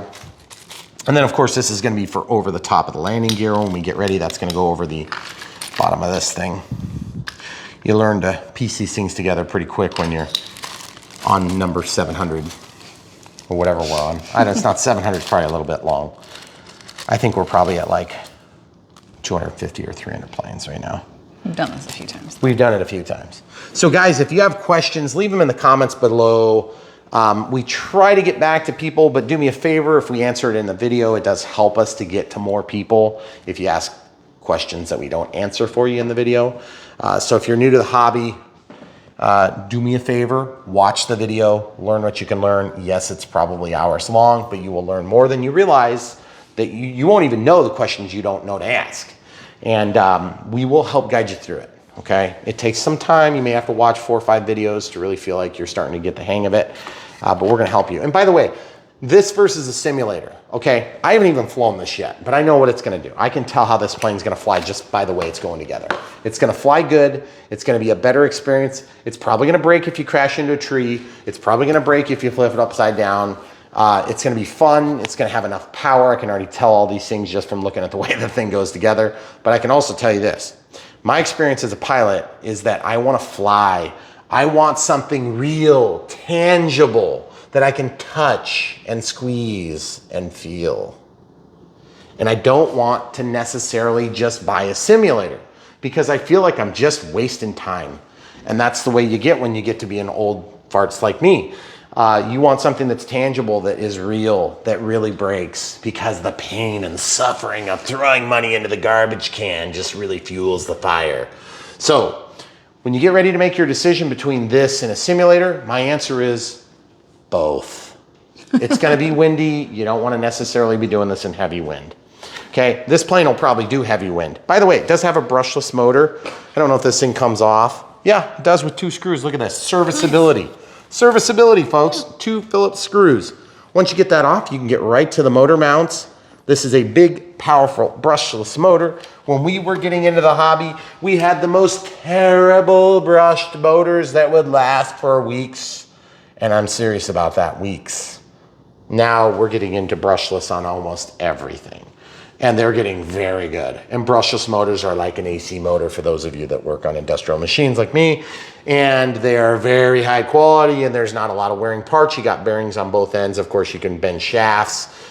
You can crash anything and break it. But the thing is, if you don't crash them, they pretty much run forever. And yes, they will run a little bit wet, which seems counterintuitive. Okay, so continuing onward. when you get these bolts in here, so we have quite a few bolts. We have one of these things. What's that thing? That's a linkage. And then that's a clevis or a control horn adapter here. See how that goes? So you'll snap that. It's gonna be very hard to unsnap, so definitely do not snap it until you're ready. That's gonna go on the elevator. And then this is just a piece of fuel tube that's gonna go up here and just kind of keep it closed, okay? So try not to lose that. This is gonna go with the prop, so we're just setting things aside in specific areas. And then we have a nut, very thin nut, see this? If you've got nuts, you might as well make them thin. Okay, so that goes there, and that's all gonna feed onto the prop shaft, the output shaft here. So when you're assembling your plane, that's the other thing. See how that's got an octagonal key to it? So that's gonna slip on here just like that. And then the output is translated to the spinner, and then you're gonna put your prop on. Now, pause for safety. How do you get hurt, camera crew? Props and batteries. Yep, okay, avoid those things. When you watch me put this together, I'm just gonna say this, and I know some of you guys have a lot more experience than me, so please hear it in context. You know what I'm saying. I know what I'm doing, and you probably know that already. Be careful. Even if you know what you're doing, I don't wanna see videos of you cutting yourself, okay? I don't wanna see pictures of your emergency room visits, Nope. okay? If you can't handle this, do not put the prop on. It is a safety issue, okay? It is the #1 safety issue that you will run into on this. I'm gonna grab a crescent wrench. I'm just showing you so you know how to put it together, and then I will demonstrate some safe handling techniques. You gotta remember, there's a lot of things in life that will get you hurt, and you just have to figure out how to not get hurt doing it, okay? All right, so we'll do this. Torque this down. You'll note that I'm holding this. It is sharp. That's gonna put a line on your hand if you hold it tight enough. And all I'm doing is just crescent wrench because I'm lazy. Just bite onto the nut and then give it a twist. Okay? Note that I'm doing it this way and not this way. If you do it this way, you can probably break that thing, okay? If you're like me, you can break it. But I'm doing it sideways like this, okay? Remember, this is aluminum. It's not steel, okay? You can cross-thread it. Because if you're like me, you're gonna go cross-threaded and you'll never get it off, okay? So I do it like this, like a nut driver. Tip. Lots of tips. We do lots of tips here. Okay, then this thing just snaps over the top. Now I wanna warn you, when you snap this on, it's gonna be kind of challenging to get off, okay? So what's gonna happen is when you wanna get it off of there, you have to squeeze this to the point where that key gets released, and usually you gotta do one side, then the other side comes right off. So I'll demonstrate that, hopefully. Ooh, look, see how this is, you see how that's pushed down? I need to kind of twist this. You see that, how it's pushed down? Show the people. See that, how it's squished down like that? I might've got it tight before this prop shifted a little bit.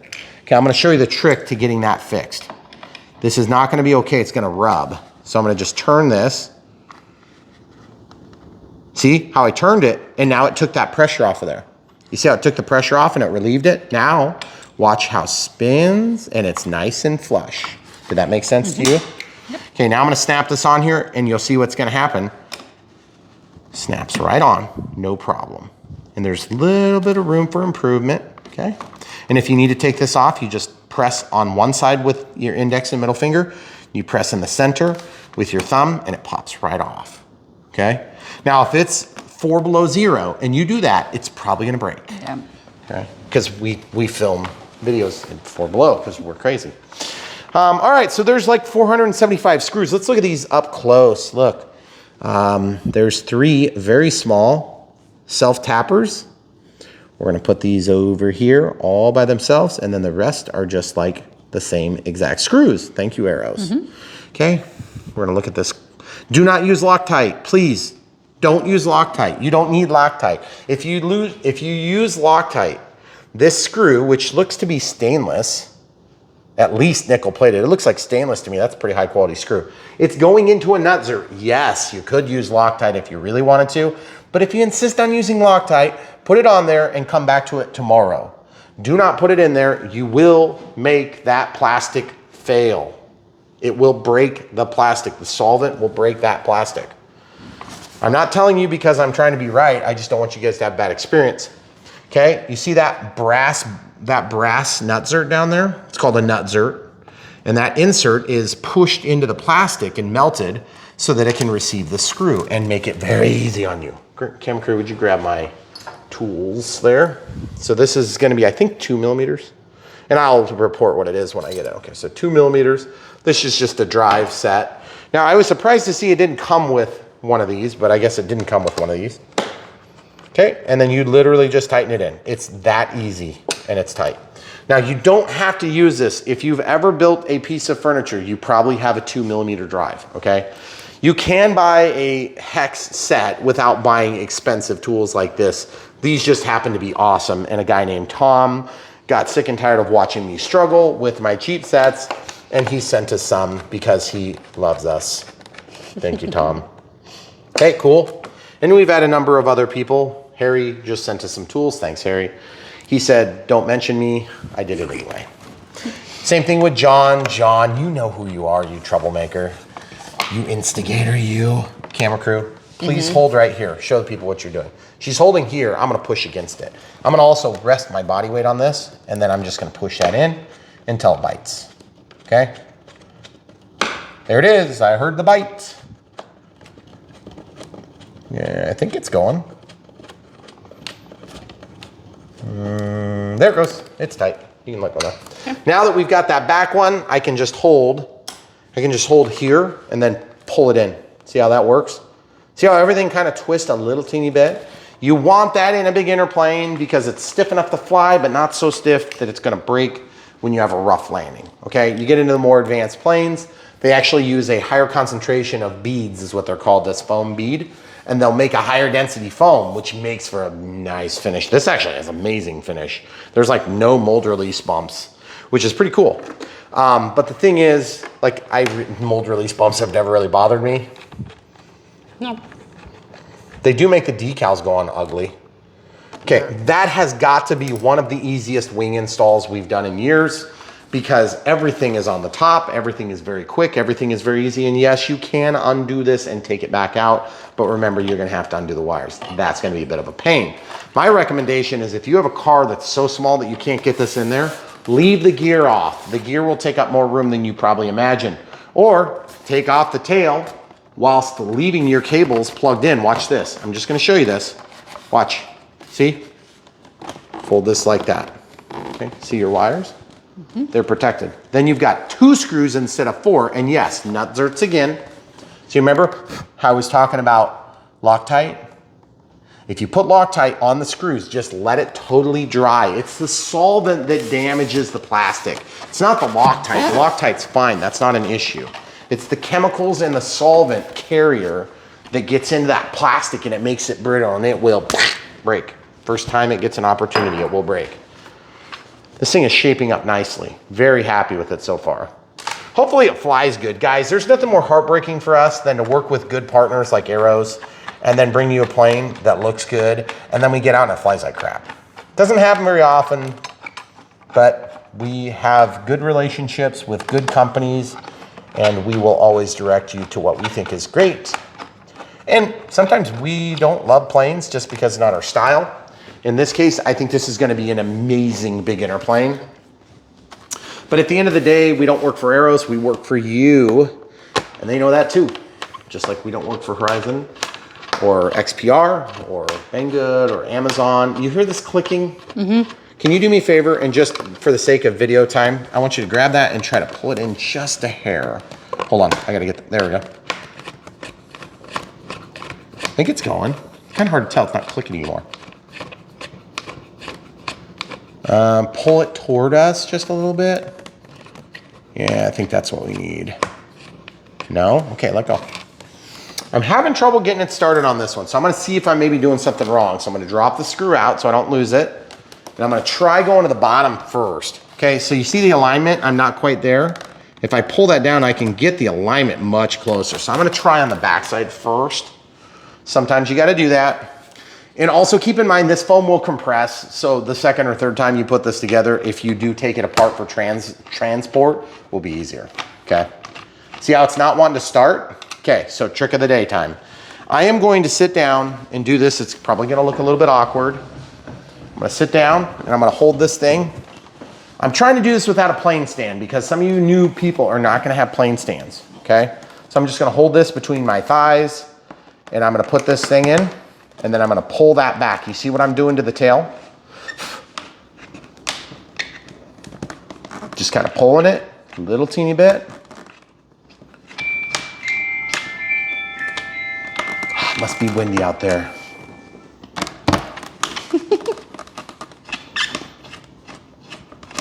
It just doesn't want to start. I don't know why it's not wanting to start. Let's see what we're doing wrong. I'm sure I'm doing something wrong here because this plane has gone together like really good. The alignment is definitely good. You know what? This could be the problem. Let's show them what I'm dealing with. You see this? I got a little teeny bit of foam here. I don't think that's enough to do it, but sometimes it can be a pretty small amount that does that. So that foam was preventing me from getting full penetration, but I don't think that's it. Now another trick, you see this? I don't have anything on there. The screw's out of there. So I'm gonna just walk into this and just see if I can hit the threaded part. I'm just feeling like I'm definitely hitting the threaded part. So again, we're gonna put this here, right like that. And I'm just gonna look with my eyes. That alignment is just maybe not quite perfect. So what I'm gonna do is I'm gonna pick this up again. And I'm just gonna go. Now, if you have one that really does give you trouble, there's another trick. And I don't like this trick, but you can take a drill, a power drill, and you can just rut it and it will open up and ream the hole a little bit. But I don't like that this isn't aligning. That's pretty annoying. All right, let's try this again another way. And by the way, I'm kind of like flopping around here. That's not so good. Let that fall out. Let's see if we can try it the other way. I feel like the alignment's not that far off. This should be going. Let's take a closer look, guys. Let's show the people at home what we're dealing with. You see that? Do you see? Nope, you gotta go back where you were because the light's getting blocked. Let's show the people. Look what's going on here, guys. You see this? That is a mark from the head. Nope, you need to go back. Here, go like this, right there.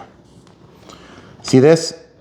Gold scraped off of that. It's actually brass.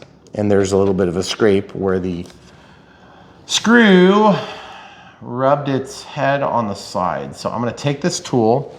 I'm just gonna show you that these do line up and they can go, okay? So you see what's going on? We're off by like a quarter hole. So there is a trick to this that we've learned over the years. And the trick is gonna go something like this. I think this might've got embedded just a little teeny tiny bit too far. So I'm gonna just see if I can pull this down some. There's a lot of these tricks you don't have to normally do, but we have an early sample, so let's see. Ooh, I'm gonna go out just a little bit further for more strength. Okay, so let's see if we got a little bit, if we pulled it out enough. See if we can get this time. The other thing you can do is you can sand this down, but I don't wanna have to sand that down. It's gonna be a pain in the butt. Oh yeah, I think we got it now. We'll try this now. All I did was just pull that plastic. Oh yeah. Get in there. You know you want to go home. Oh yeah, buddy. I think we're in. Now, believe it or not, guys, that may have looked like it was kind of a pain. I'm going to be honest with you. So far, worst part of the assembly, and that was pretty easy. We've done planes where every screw went like that. And worse. And a lot worse. A lot worse than that. So that wasn't too bad. Now, you'll note that I'm using the leading edge of the wing on my leg because it's easy to protect the wing, and I don't like the finish of my planes. I'm pretty picky with my planes. Okay, so let's look at this. Now, the alignment's gonna be the same issue we had before, but now that the other side is braced, I can just pull down on the tail a little bit and it will come into alignment, okay? So I'm gonna show you that now, and let's hope I'm correct. Okay, so now I'm just gonna pull the tail down just a hair. There it goes. Got it, guys. So you remember that click, click, click, click, click, click noise you were hearing before? That's the noise. Now it's going, look, show the people. Show them how white my thumb is, or my fingers are. See how they're white? That means I got torque on there. Anybody who works with tools knows what I'm talking about. Okay, so just so you can see, we're not faking anything, it's in there, and it's good. So when you guys get ready to build this thing, I want you to understand, so far, the hardest step is putting in 2 screws. Pretty reasonable. And so far, you could build this twice as fast as I'm sharing Okay, so I'm kind of sick of that thing flopping all over. I should have done this before, but you see they show you the orientation. So they show this little snap point here, and then they show, call me crazy, but they're wanting it to be about where the battery is, it looks like. I think they just have this opening to make it easy to work on the steerable nose gear, but in practical reality, it's gonna go way back here, okay? So they want it to be positioned like this, okay? Oh, and you know what? I accidentally fed one of my wires through this Velcro thing. So I'm gonna just go ahead and pop that off. So folks, if you're wondering, there are instructions that show you exactly how to do this. You don't have to walk all the way through our videos, but if you wanna help us to succeed, don't forget to smash the like button. Give us a subscribe.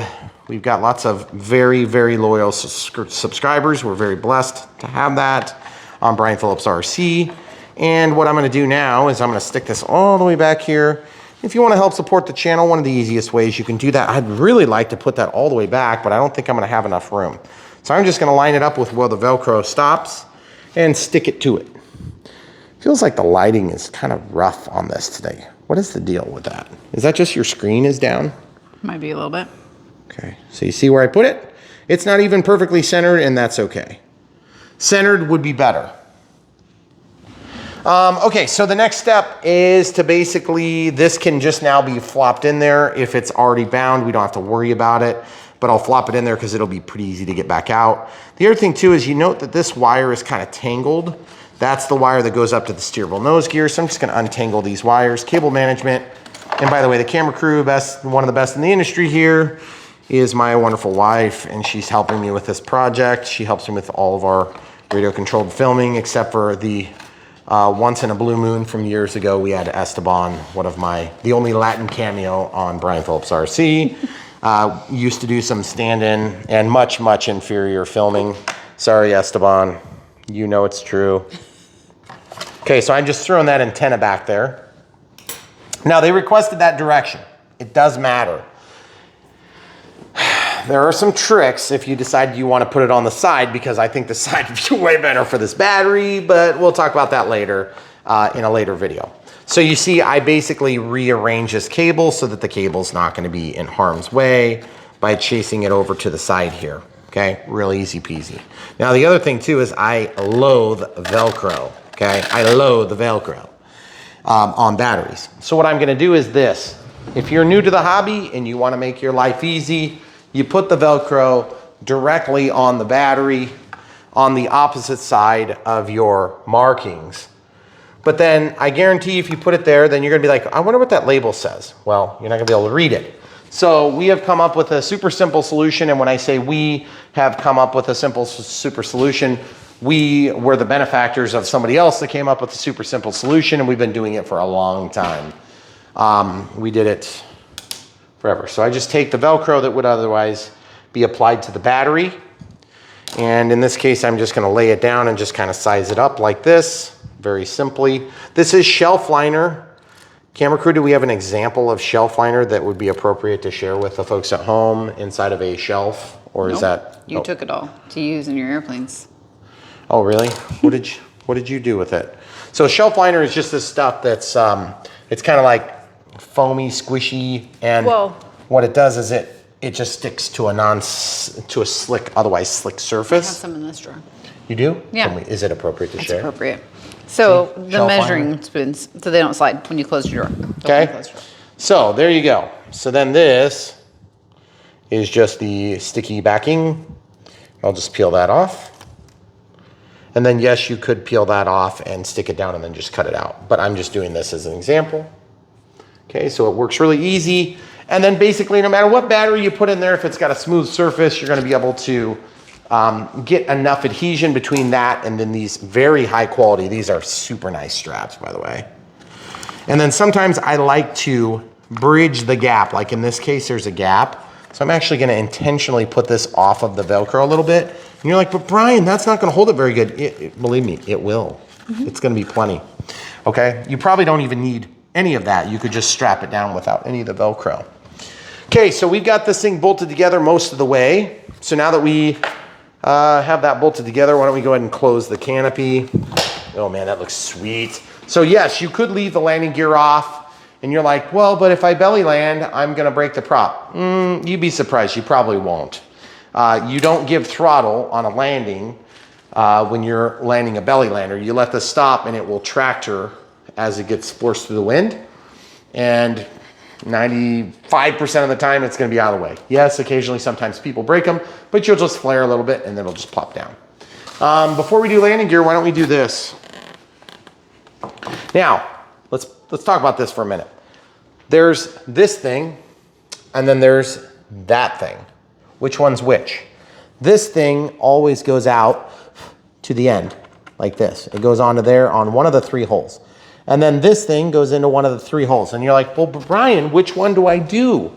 Good question. So we refer to the manual for the first time.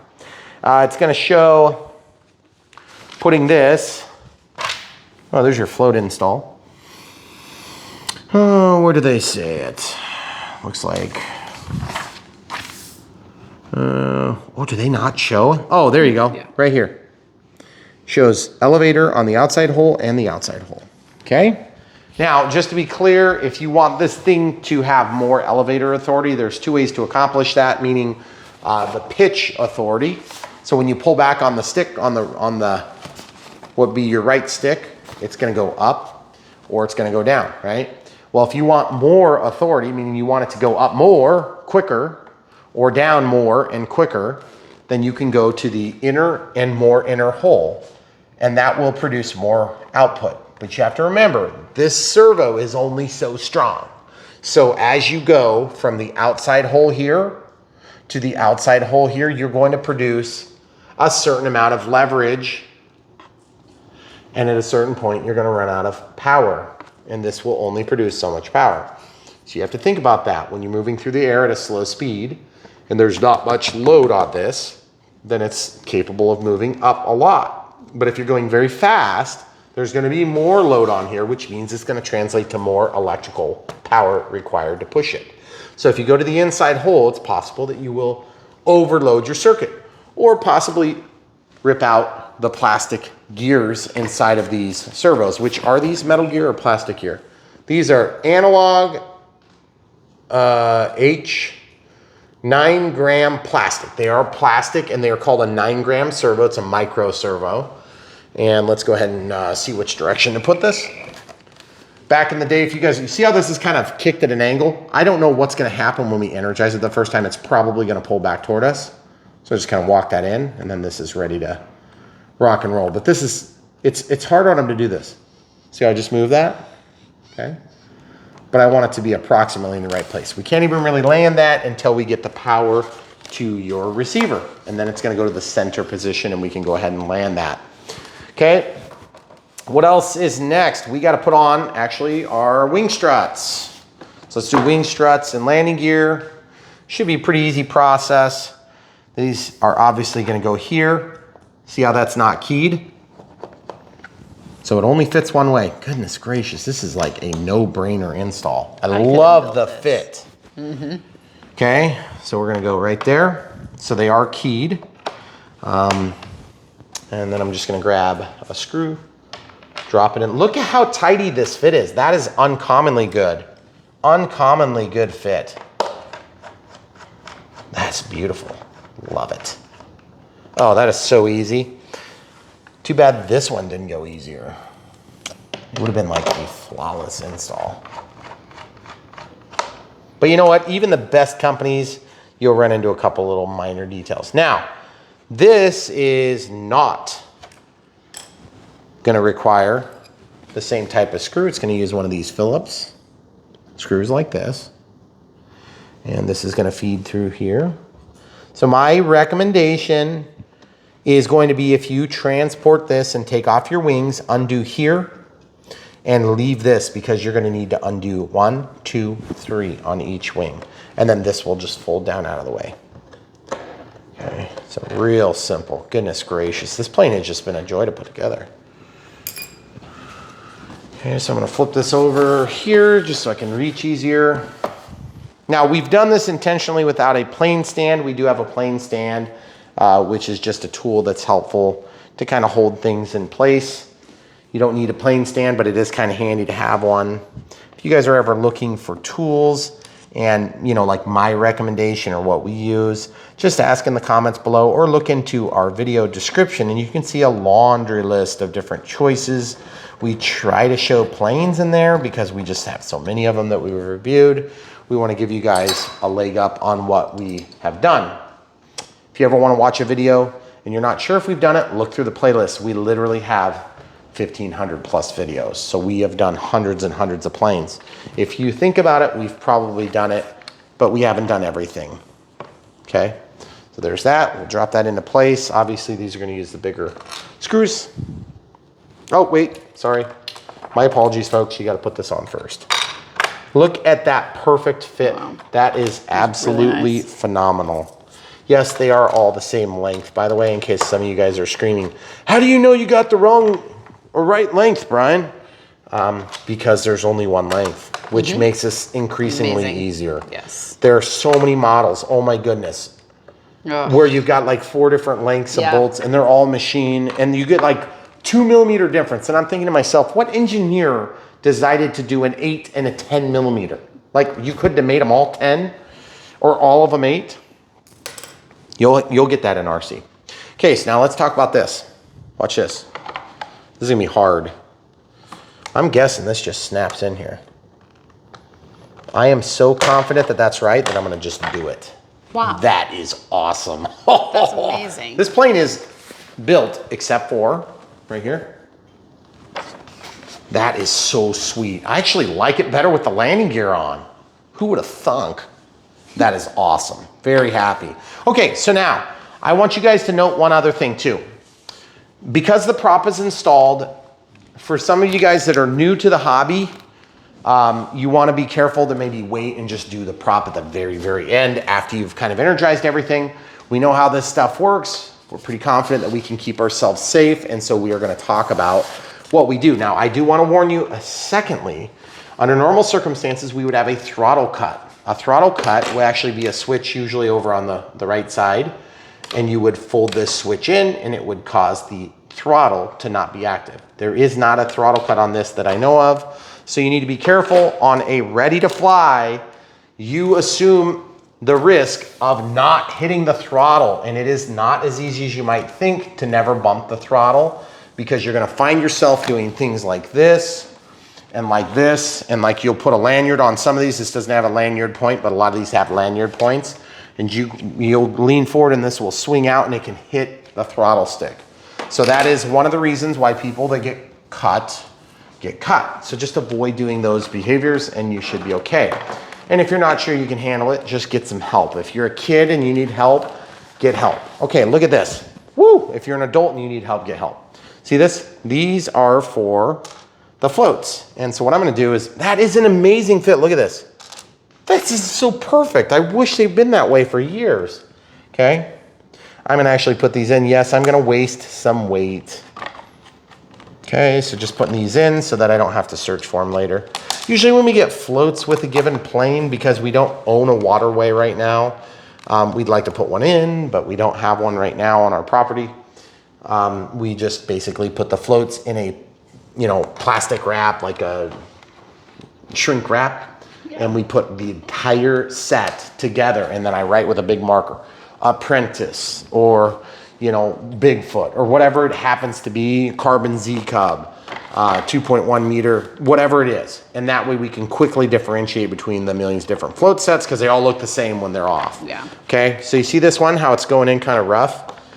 What I did was I tightened this so tight that I didn't have play, and so it was biting the threads. See, now it's not fighting me.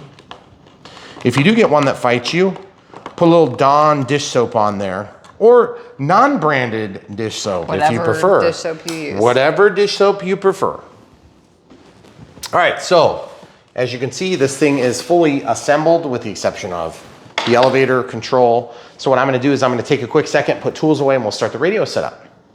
All right, guys, so we're just taking a minute to clean up, as we mentioned. And if you look at this, you can see the battery in its natural state. We have 2 red and 1 green. Okay, so this is a balance charger, so it's gonna charge that cell right there. So that's a pair of wires. okay? That's one cell. This pair of wires, that's another cell. This pair of wires is another cell, okay? So that's how it does that. So let's unplug this, and then we'll just plug it into this other balance checker. See how those pins line up? Just like that. Look at that. Just over 4.2. Now, why did it not say all green? I don't know. It's probably on the border of being done. So if I were to plug this back in, I'm assuming it will just go to green after a short bit. Yep. There you go. So it just says it's full. So that's good. We must have just beat it to the chase. I wanted you guys to see how that looks when it's done charging. Now, a couple battery safety issues real quick before we continue on. When you charge, what do? Hard surface. If you don't have a hard surface, get a cookie sheet. Put a couple cookie sheets down on something like a stove that is off. Something that will protect your house. If this thing catches on fire, then it wouldn't matter anyway. It's just gonna do a poof of smoke. Everybody's gonna be fine. But don't set it on your couch next to your cigarettes and your fireworks and diesel fuel and gasoline, okay? In your living room. Don't do that unless you wanna burn your house down. Just be careful. This is granite, it's thick, it's gonna dissipate heat. We also have a beer tub, which is what I was told, that's like a cooler tub. We use it, we have a lot of batteries, we have a lot more exposure than the average Joe because we have so many batteries. We are willing to risk it because we do things in a certain way that minimize the risks, just like you should. So 1300 3S, so we'll use this battery. Obviously we need to mark the center of gravity, and that's something that we're gonna be doing here shortly. We talked about doing the radio setup. You see those landing gear? Look at that. They're splayed out a little. I'm just gonna go like this. Just pull them in just a hair, because then I want those things to be square. See how I'm doing that? That's as easy as it's gonna be, okay? Very, very easy. Super excited to see this thing perform. Okay, so obviously the elevator is disconnected. We're gonna do this in a way that's safe. Now, you see where the prop goes? If this were to start, it would potentially cut me. And that is a sharp prop, by the way. So you're gonna do this carefully. You're gonna do this, you're gonna lay that down. Transmitter's always on first. You always have this stick down, okay? Now I can't guarantee that's not gonna start idling. So I'm gonna make sure that it's pointed away from me.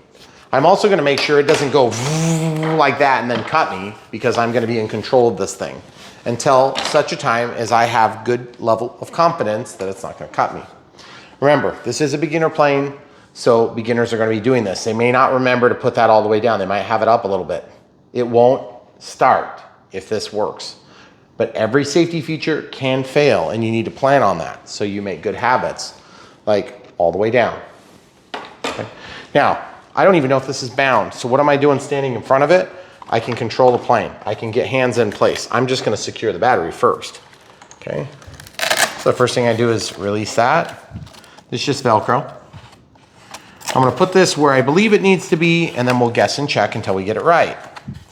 I believe this is gonna go right in the center between those straps. Now you'll note that this 1300 milliamp is kind of between the straps, but the straps still hit both sides. So that's kind of nice.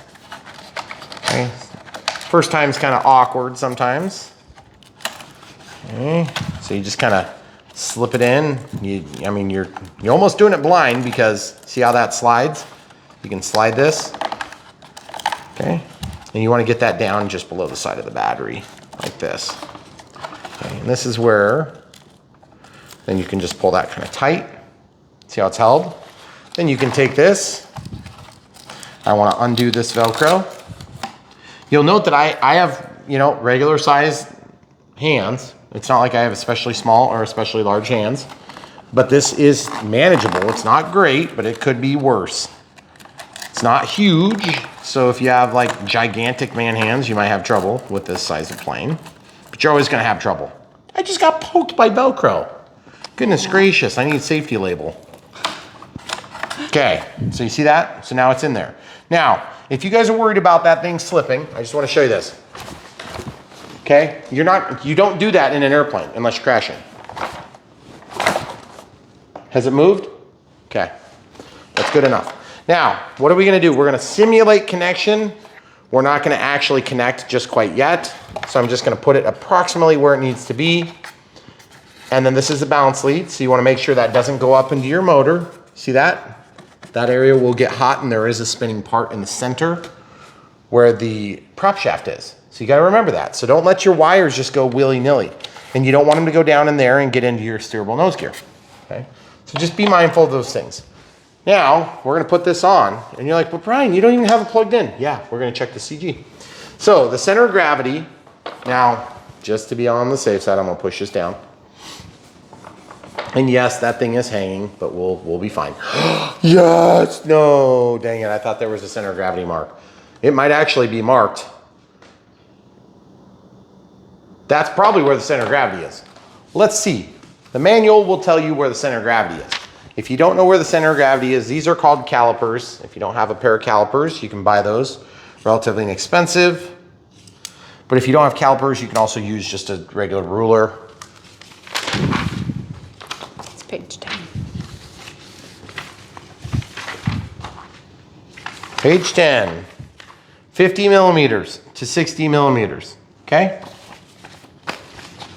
If you want your plane to fly and tend to be more stable, you want the plane to be nose heavy, meaning that when you balance it, it leans forward more, or your center of gravity mark is back further, okay? That means it's gonna be more nose heavy. The center of gravity, as you move it forward, it becomes more tail heavy, and it's gonna be more elevator authority. That was the second way you can get more elevator authority, okay? Is by being more tail heavy. But tail heavy planes, for a beginner, fly once. Nose heavy planes have a heavy elevator, okay? You can still usually get them to the ground. And it's hard to flare when you have a nose heavy plane because you don't have as much elevator input. All right, so let's measure this and show the people where that's gonna hit. 50 to 60 millimeters. And we have a blue marker so we can make that mark, okay? So it looks like my batteries are running out. Okay, so 50 to 60, so we'll go right to 50. And let's measure from the leading edge of the wing. Oh my goodness, look at that. It's right where I thought it was gonna be. See where it's right on the end of the plastic? To 60, right where the dot is. Halfway through the dot. That is crazy. So cool. So the center of gravity is right on these dots, okay? As far as I'm concerned, that's very close, but I'm just gonna mark it to be on the safe side so there's no ambiguity. So it's right in the middle of those dots and then right on the edge. Okay, so there's your center of gravity. And same thing over here, so I'll just grab this, bumped it, there we go, good enough. Now I'm measuring from the other direction, just to show you can do that. Okay, make a little bump with the blue marker, and there's the other mark. Okay, so very simple, concise setup, okay? Don't forget to turn these things off when you put them away. We had another subscriber that sent these, which is pretty cool. Who sent those? Danny. Danny. That's right, Danny. Thanks, Danny. Okay, so now that we have the center of gravity marked, we can check the center of gravity. Now, you may think, well, what if I use different size batteries? What if I want to use 2200 3S, like this? Okay, that battery is going to be heavier, so you need to accommodate for that. So we'll talk about that here in a second. But each battery is going to be a little bit heavier, a little bit lighter, and you're going to be in the range. Beginner planes tend to be a little bit insensitive to the center of gravity. They're going to fly good either way, even if you're a quarter inch off on it. The more advanced the plane, the less forgiving they become. Look at that. We're landing ourselves at the center of gravity. It's landing toward tail heavy. At the back of the center of gravity, we're pretty much perfect. At the front of the center of gravity, we are straight up, I would say, tail heavy, okay? So what I wanna do is I wanna take my center of gravity and I wanna adjust it by bringing the battery forward just a little bit. I'm gonna slide it and it is hard to move, okay? See what I did? I just kind of pulled it forward, maybe a quarter inch or so. And we're gonna retest. This is why I'm doing this with no power, because I just put that right up by my face. Okay, that's the front hole, tail heavy, the back hole, level. So I need to go even more. So it looks like on 1300 milliamp, you're gonna be out of this back strap. And you're like, but Brian, why do they put the strap there? I agree completely. Centered, okay? If you're a beginner, centered on the front strap. 1300 3S, On the back hole, we are now still not nose heavy. And on the front hole, we are, see, it has barely impacted the performance at all. But I would say we're good. So for those of you that are new to the hobby, you can push this even further forward, okay? Let's talk about this for a minute. You're gonna be over this opening, okay? So that's not ideal. I'm gonna take this shelf liner and I'm just gonna basically put this right on the edge. See how I did that? So it's just barely making contact. I'm gonna turn my battery around so that the leads are going backward now so that they don't accidentally get up into the motor, okay? So I'm gonna lay this down. Pull this back out. When these things don't pull out like that, they are terrible to work with. So if they ever get glued by the manufacturer, oh, it's such a pain. Okay, so you see what I'm doing? I'm just kind of walking this around so that I can get everything tidy. And I'm gonna go just like that, basically. You're like, that can't hold it. Actually, it probably will. See? That thing is held in there pretty good. I think we're gonna be fine. Rechecking the CG. So yeah, you could put a bigger battery in there and accomplish the same result in the center of that pocket. Now we're starting to be mostly level. On the tail, I don't know. I think we're good. I think we're just gonna throw caution to the wind. I feel like it's good. It hasn't changed. You see what I mean by a little bit CG independent here? It doesn't really care where you put the battery that much in this plane. Similar plane right there. Doesn't care where the battery goes, okay? Use a huge battery, it's gonna make a bigger impact. All right, so now we need to do the safety features again, just so we don't hurt ourselves. I'm gonna put that out of the way so it doesn't get blown away. Throttle is down. I'm controlling the plane. I'm gonna probably hold here, make sure your prop is gonna clear your body. I'm gonna put my thumb around the edge so that it can't get away from me easily, and then I'm gonna just plug it in. Now, I'm showing you the extra precautions that I'm taking. You'll note that I'm not holding it right now, but look what I'm doing with my index finger and my ring finger. I've got this here to support the plane. If it would start running and it wants to pull toward me, I'm gonna be able to brace against it. Worst case scenario, you gotta sit there till the battery dies. That's not gonna happen. You'll be able to take your hand away, you won't hit it. It's not like it's gonna be going 4 trillion miles an hour, okay? So just plug it in. There's a red flashing light on that, on the vector. See it right there? There's a red flashing light. Okay, I forgot to turn this on. That's not the correct order, just so you guys know. The red flashing light went off. I believe it's gonna initiate. Okay, it didn't work. So I'm gonna unplug this. I'm gonna plug it back in. Same thing, just protecting myself by holding my hand here. And you're gonna give it a few seconds to stabilize. Throttle down. Throttle up, throttle down, throttle up, throttle down. You'll note that it's not doing anything, okay? So that means we may need to bind this. Okay, so now I'm gonna lay this down and unplug the battery. Okay, we're safe now. See back here, we got a receiver. Watch this, I'm gonna pull this forward. There's the receiver, right? So I'm just gonna show you the binding procedure right now. I don't even know if we have to actually do this. I'm gonna get this out of the way. This is down. Oh, there's that 1 minute beep. Turning the power off. I'm gonna plug this in while holding the bind. Oh wait, I don't know if I have to plug it in. I think I can just press it. You kind of need a pen to push in there actually. I'm gonna get a pen. All right, so we've got the transmitter on, stick down. Got a screwdriver, just something so I can reach into this little pocket. Hear that noise? You can't quite do it without that, okay? So what I'm gonna do is, because it didn't initiate, I'm just gonna make sure I have safe working area. I'm gonna go ahead and plug this in, being careful. There's flashing, rapid flashing on the vector. Then the flashing goes out eventually. I'm not really worried about it yet. I don't see anything going on here. And I don't see any response. No elevator dance, nothing. So I'm gonna press this bind button. I'm gonna shut this off. I'm gonna press the bind button. I don't know if you have to do that while you're powering it up. but we'll just try that first. And then I'm gonna, watch this, I'm gonna press the bind button while turning this on. Okay. Okay, so that didn't do it. So the second way I'm gonna try is, I'm gonna try to power it up while pressing the bind button.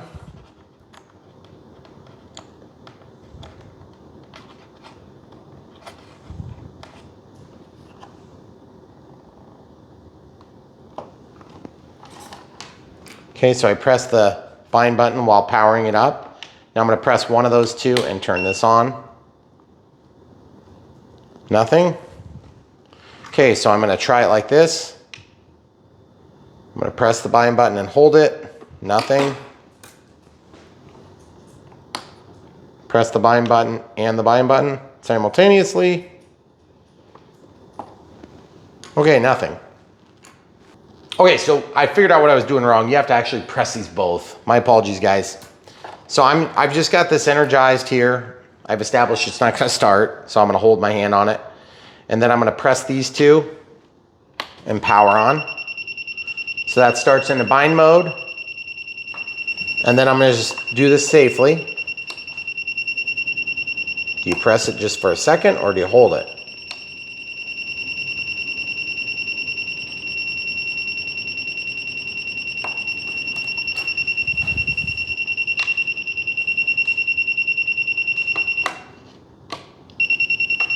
Okay.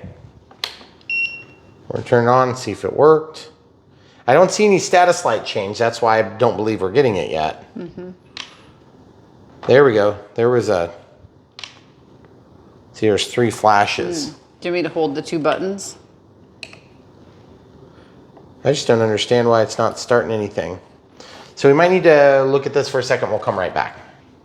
Okay, so as you can see, it's working. We spent about 15 minutes trying to figure out what we were doing wrong. We've done lots of binding in our day. This was a little bit different. Okay, first of all, this thing is powerful, okay? So we have to be very careful, and we're gonna get this elevator hooked up, and then we're gonna go ahead and talk about the binding procedure, okay? So now that we know that things are centered, I'm gonna just safely move this plane to a place where we can go ahead and do this. Because remember, there is no throttle cut on here. That's our 1 minute warning. It's gonna count 1 minute at a time. Okay, so this needs to go to here.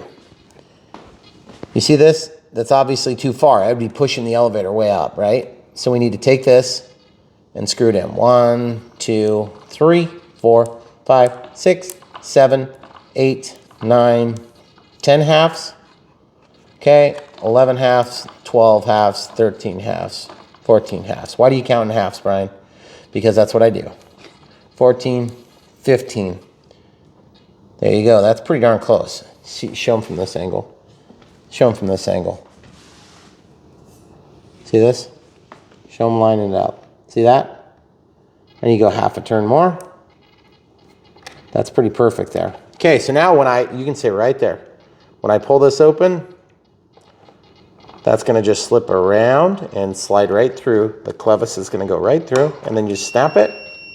And then what I'll do is I'll just pull up on the elevator, up, down, roll left, roll right. Come around so they can see. Okay, so elevator up, elevator down, yaw left, yaw right. You can see the steerable. Come over here so they can see, or over there. Yaw left, yaw right. Now roll left, roll right. And you'll note that this one's sticking up quite a bit. Okay, so I'm fixing that right now. So what I'm gonna do is I want this to come down. So I'm gonna take and pull this little gas tube back a little bit. Can you even see from that angle? Or, okay. So I'm gonna pop this off. I wanna use a screwdriver. Be better with a flat screwdriver, but this is what I got right here. Just pop that free. Slip this out. Don't worry, guys. We're going to talk about binding here in a minute. Okay. So now I want to screw this in 1 half, 2 halves, maybe 3 halves. And then just because it's, you know, we're being pretty picky here, let me just slip that in. Nope. Right here we got a bump. See? Got a bump. That's what we're trying to resolve. So then in, so that's 4 more, so 7 total half turns. Just give you an idea of like about how many I'm doing. It's not necessarily gonna be the same. See? Yep. Still not good. We're pretty darn close, but we're not perfect.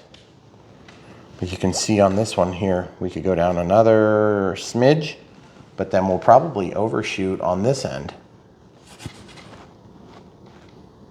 See this? We're down just a smidge. Okay, so if you wanna, I think that's good enough, because if I don't wanna overshoot here, okay? So snap that back through, pull your gas tube back. Now we're gonna check again, either on roll left, roll right. So as this points down, it's gonna lift up this wing, and over there, that one's gonna drop down. Okay, same thing here, it's gonna push down this wing, and it's gonna lift up that wing. Elevator's gonna point the nose up, and then it's gonna point the nose down. It's gonna pivot on the center of gravity, and then yaw left, yaw right. Okay, so now let's carefully get this back in position. Remember, we don't have a throttle cut, so we'd be extra careful on non-throttle cutted planes. If that's improper, I apologize. So you can see there's a green light that's solid. Earlier we had a solid red light. The solid red light means it's not bound, or at least it hasn't recognized the receiver yet, okay? There's a bind button there, right? We're gonna try to go through this process so that you can see exactly how to do it, and in a safe way. The safest way is to not have the prop on, because it is kind of hard to be totally safe on this plane, okay? So unplug, no lights, as you can see. We just have this out here for easy visibility. Okay, now, I just want to point out something. If this starts sliding forward, that's probably gonna get you, so you gotta be careful, okay? So you can chalk the wheels, that'll help. But this way I can work and see, and you guys can see too. When you first turn this on, it's green. When you turn it off, you press these buttons together and you turn it on, it does that. When you get in the middle, it stops beeping. Okay? That's the way. Now it'll also do the same thing on a slow beep. I don't know what those things distinguish. But we're gonna go ahead and shut that off now. I hopefully have lost my bound, but I don't think I will. My bind, but I don't think I have. So we're gonna plug this in first. You're gonna note that this is a red slow flash. So what you're gonna do at this point is you're gonna press these 2 buttons and then power on. Okay, and then you're gonna shut it back off. See how this is green? See that? Why don't you come over to the other side there? See how this is green? See how this is flashing? Turn it off, and it goes to red flashing. Turn it on, and it's green, and we're not flashing. Hear the dances, armed ESC from the tones, then you'll know it's working. Now we can go ahead and throttle. Okay, so I'm gonna go over that one more time because it's an awkward programming sequence if you ask me. Okay, so unlike our normal radios, we have this off. We plug in the power. You don't hear the beep. You're pretty much safe until you hear the beep, beep, beep. The problem is, if something is malfunctioning, you can't depend on that. And you also won't see dances on the control surfaces until such time as it started, okay? So, you can see a slow flash, red. At this point, first thing you're gonna do, if this is ready to fly, you're gonna turn this on carefully. You're gonna look for sequence. See how it's red? Okay. Nothing, nothing, okay. Stick down, turn this off, unplug this. Because we're already bound, we can now start with this. Then plug it in. Okay, see that? See that? I'm just showing you all the different conditions. Okay, so to bind, you're gonna plug this in. It's gonna come up with a slow flash. Then we're gonna press this, we're gonna turn it on. It goes to red, or it goes to green, and shut it off. Then turn it back on, and you're bound. Do you see how that worked? Wait for the dance, Listen to the ESC, arm the motor, and you're armed. And now you're working, okay? So now let's talk about the lights on here. There's a green light. What happens if you don't want to go through that process every time? Unplug your battery when you're done, shut off your transmitter when you're done. The next time you get ready to fly this, you're going to come over, you're going to turn on your transmitter, then you're going to plug in your battery, okay? You're going to wait for things to arm. See that? Nothing. Throttle up, throttle down, there is no activity, okay? So the reason I'm showing you this is because I want you to know, because I want to remember. Okay, so this time I'm going to do it the way we normally do it. Turn on the transmitter, then plug it in. See, it's still looking, okay? So turn this off, press the two buttons, and turn it on. This goes green, okay? Press the bind button once. Turn it off. Turn this back on. Should arm the system. Takes a second. What's happening during that period is it's initiating the vector flight controller. The receiver is already initiated, okay? So everything's working, throttle's working, all the stuff is working. Now, watch this. You remember? It wouldn't work. We had to bind it every time, right? Remember? This is off, this is unplugged. This is a virgin start. So we're coming back to the field, ready to fly the second day. We're gonna turn on our transmitter, we're gonna leave it on, stick down, plug in the battery, let go. Okay? See? Still flashing, okay? So what I'm gonna do is I'm gonna then de-energize this circuit, shut that off. I just wanna show you the other direction. I'm gonna turn this on first. That's the normal safety method. We're not gonna do the safety method. I'm gonna plug this in. I'm gonna turn this on. And we're green. Right. Did you guys catch that? It's subtle, but you have to do this backward or it doesn't work, okay? Otherwise it goes to the weird flashy light. So think it's binding, okay? So I'm warning you about this right now as you're a beginner plane. Beginner aircraft. What am I trying to say? Beginner RC pilot. Yes. You need to remember something.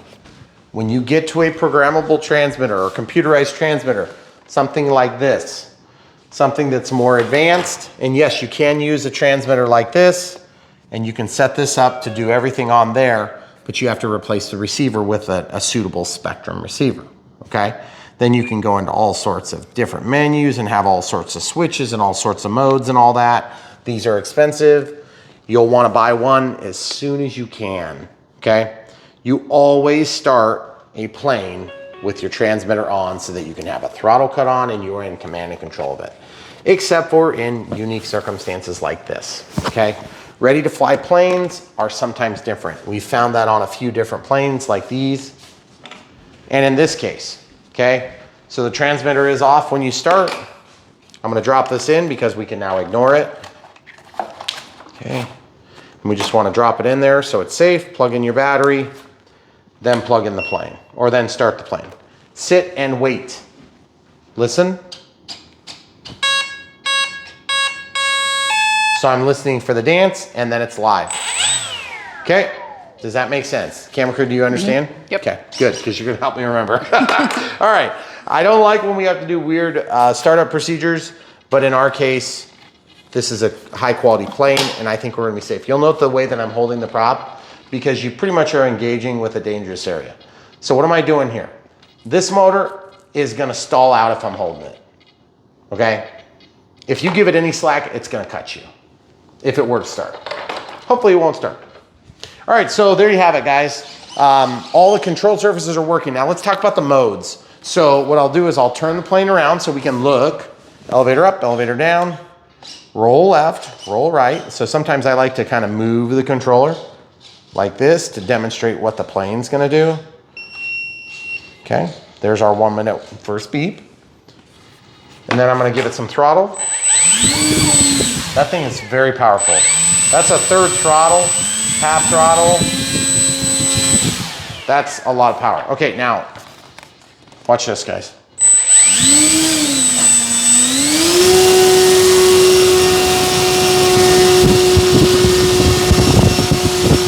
I don't want it to like fly up to the ceiling and damage the ceiling of our house, but it's powerful enough to do it, okay? Now when you get in the air, you're gonna basically give a little bit of throttle and then you're gonna pull back on the stick when it gets up to speed. You're gonna go up in the air, you're gonna roll, you just kind of go into a circle, do a little bit of yaw at the same time, kind of move your sticks together when you're a beginner. That'll help you coordinate your turns a little bit. You don't have to know exactly what you're doing when you're flying. As a new pilot, it sounds funny to say that, but the truth is what you do is you do a little bit and then you see what happens. And then you apply more or less of it. And think of it like when you're driving a car, you're always countering what you don't want. So like if you're kind of veering to the right, you know, you just kind of give a little bit of pressure against it. Same thing is true here. So you watch and you respond. It's weird. It's unusual. Is that what my problem is? Well, you watch and then you respond. You don't sit there and like, okay, well, I want to turn right first, so I'm going to do this. No, you watch and you respond, okay? So that's where the simulator comes in handy. Now, what's the big value here? This thing has a flight controller in it, and you can hear these kind of like weird, like electrically, sounds like the servos are running, but I'm not doing anything with the sticks. Why is that? That's called a stabilizer. So as I move this plane, I'm moving it, I'm spinning in a circle like a weirdo, because I want to see this thing move, okay? So I'm going to hold the camera, and this is what happens. This is what a stabilizer does, okay? So now I'm going to spin. You see how the plane? Watch this. I'm spinning, and you see how that thing's going to the right? Now watch when I come back. I'm going to get sick here pretty soon. See how it's going to the left? Now same thing with the elevator. Watch this. As I lift up the plane, it's going to be a little bit harder to demonstrate this one, but as I lift up the plane, it's going to try, and when I lower it, it's going to counter the environmental impact. Okay? It's very subtle, but you'll be able to see it when you're flying. Now, I'm going to keep my arm in a safe spot. As I roll the plane, the ailerons are going to correct the opposite direction from the impact. Okay? I need a second set of hands for this part. I'm going to try to roll the plane so you guys can see this. Okay, so now, see how it's lifting up a little bit?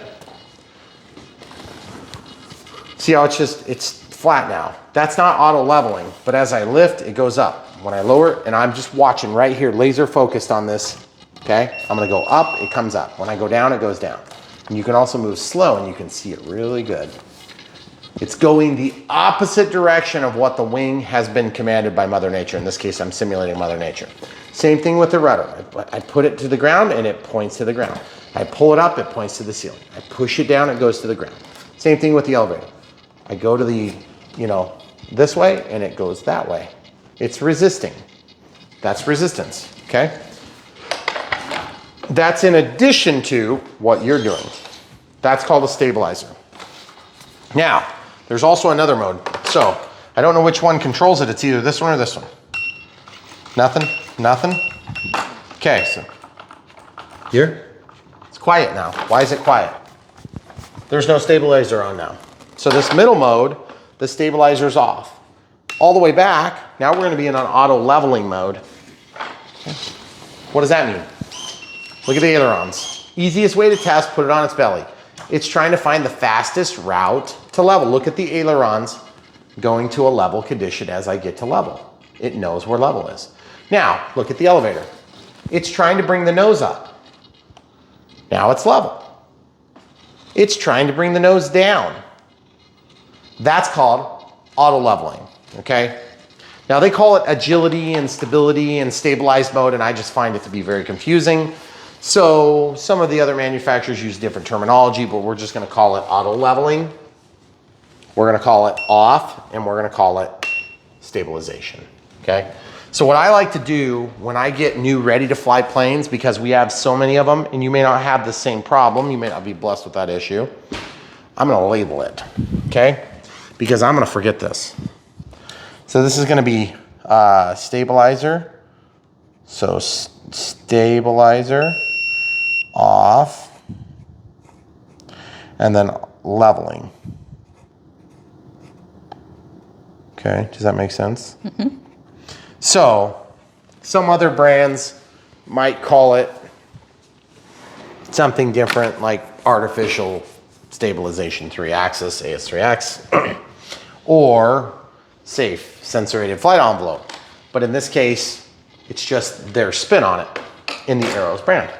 So when you get ready to take off as a beginner, you're gonna wanna make sure you're in that mode that's gonna auto level, and that's gonna limit how much the plane will let you bank. And I don't know if it's gonna let you flip it upside down, but here's how we can tell. Watch this, this is kind of cool. I'm gonna hold the stick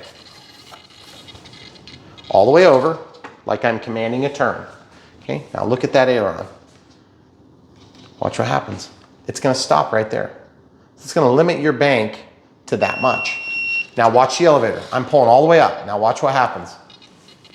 It's not gonna let you go any more than that. Now all the way down, look at the elevator. It stops commanding the down input at that angle. So that's called limited bank angles.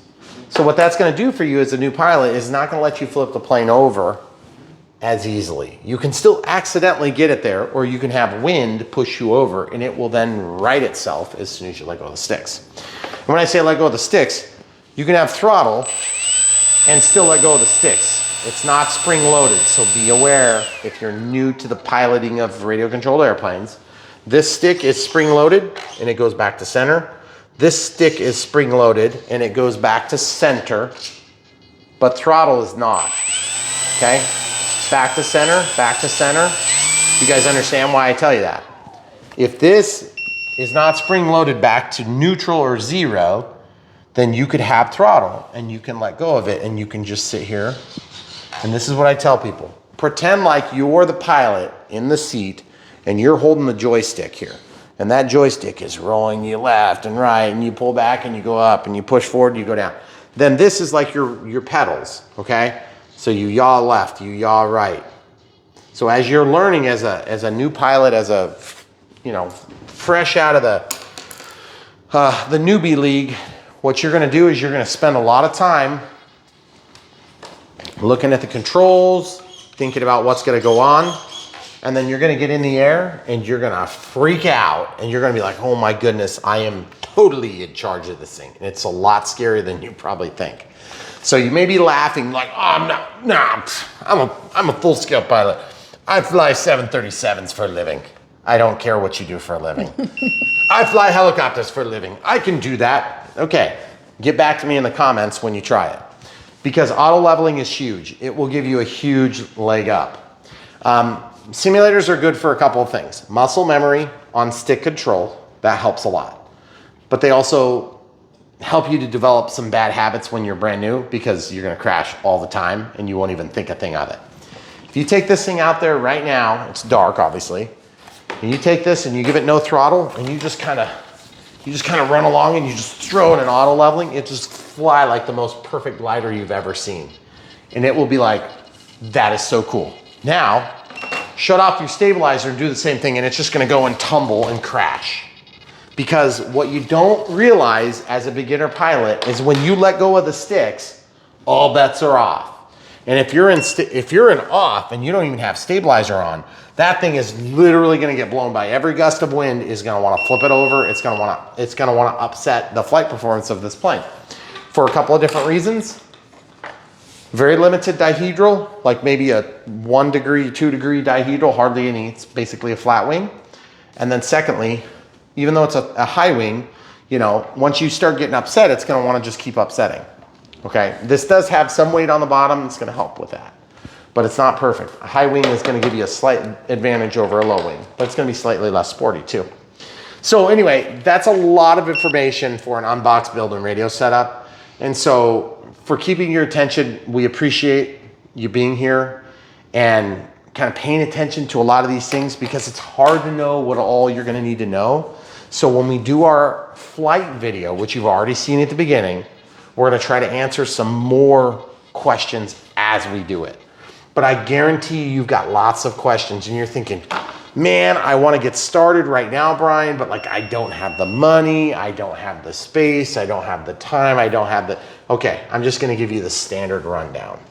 If you wanna be flying this thing next year, then what are you gonna do between now and next year?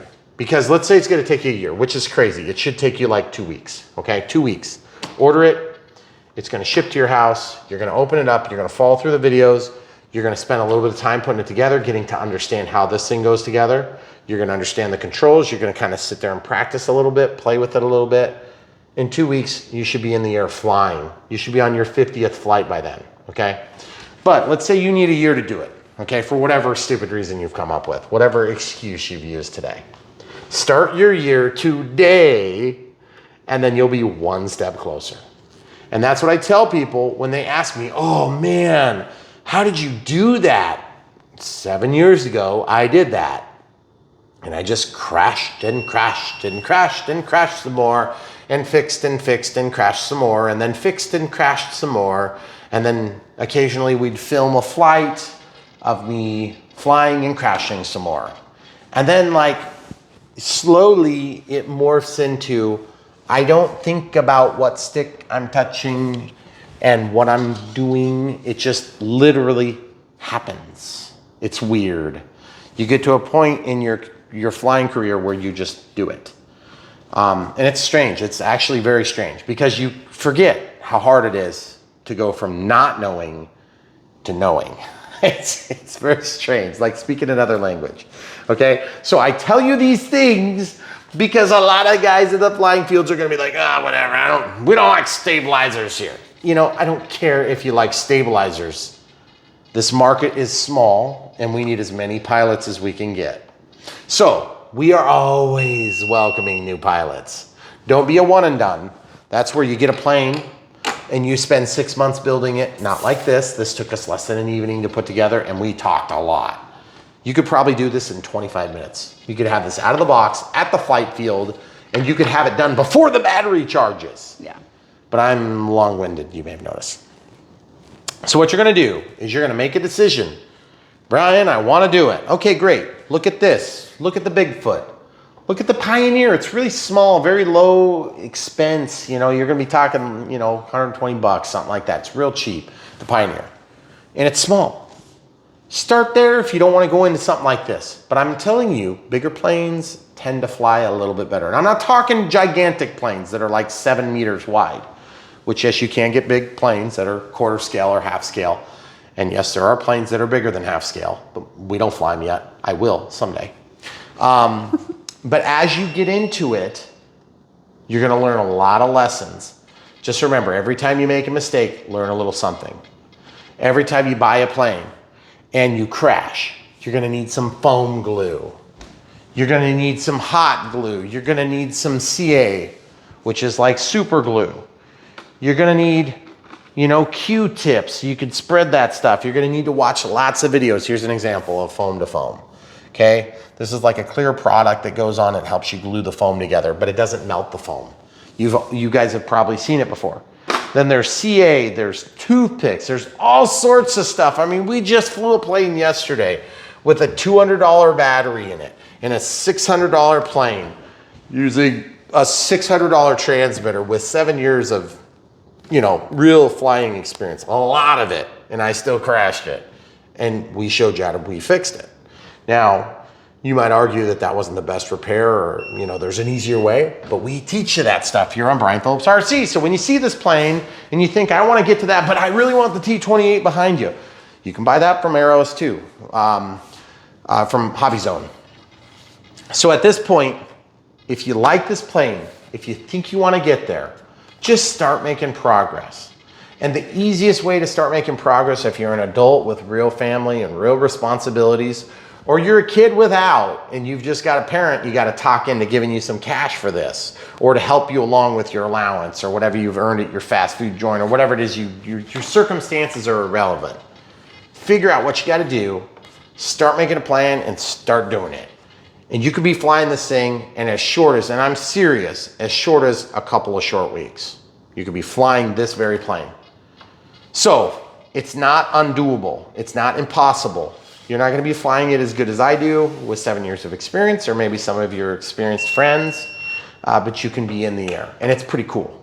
And yes, people like the camera crew could probably fly this plane, but she gets really nervous and clammy in front of the camera when it comes to flying planes. She has flown a few times. Generally, she crashes.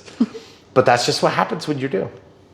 Yeah. So don't be afraid of failure, because when you're afraid of failure, you tend to not fail, which means you don't do much. Start learning how to do this. Start on an easy scale. Ready to fly is a good place to start. You don't have to spend $1,000 to do this. You spend a couple $100, you'll be flying. You've got everything you need: battery, charger, transmitter, everything but the AA's that go in the transmitter, okay? Which you 4 AA's sitting around, you can find those. Take them out of your TV remote. That's the other thing you can do if you really want to get good flying. Don't watch TV. Just watch YouTube. Brian Phillips RC. And when it's dark, watch all the RC videos you can. And then when it's, go to bed, do your day job if you have to. And then as soon as you get home and you see that flag, a limp, and it's not windy, and you just go outside and you're like, oh, it's gonna be awesome. Go out and fly until the sun sets. And then go in and eat your cold dinner, because the whole family ate like 3 hours ago. And you will be a better pilot every day you try that. And when you drag your kids into this addiction, then you will encourage all the other people that you see, and you talk to them about this. It's gonna be amazing. It's just such a fun thing. You're gonna have to take my word for it, guys. But yes, this is the Trekker 1.2 meter. So yes, cool plane. I'm excited to fly it myself. I have not seen it fly. We want you guys to have the best flying experience. Don't be a one and done. That means you buy something that's way past your confidence skills, something like this. For your first plane, you fly it, you crash it immediately. You're like, hey, that was like $700 I just crashed. Or you buy like, Draco or something crazy like that. Or you get an F-16, 80 millimeter, and you're like, this is an easy plane, it's got safe. No, please take the advice of people that have done it before and failed before. And then just make your own failures, but make them smaller and easy and recoverable. Don't be a one and done.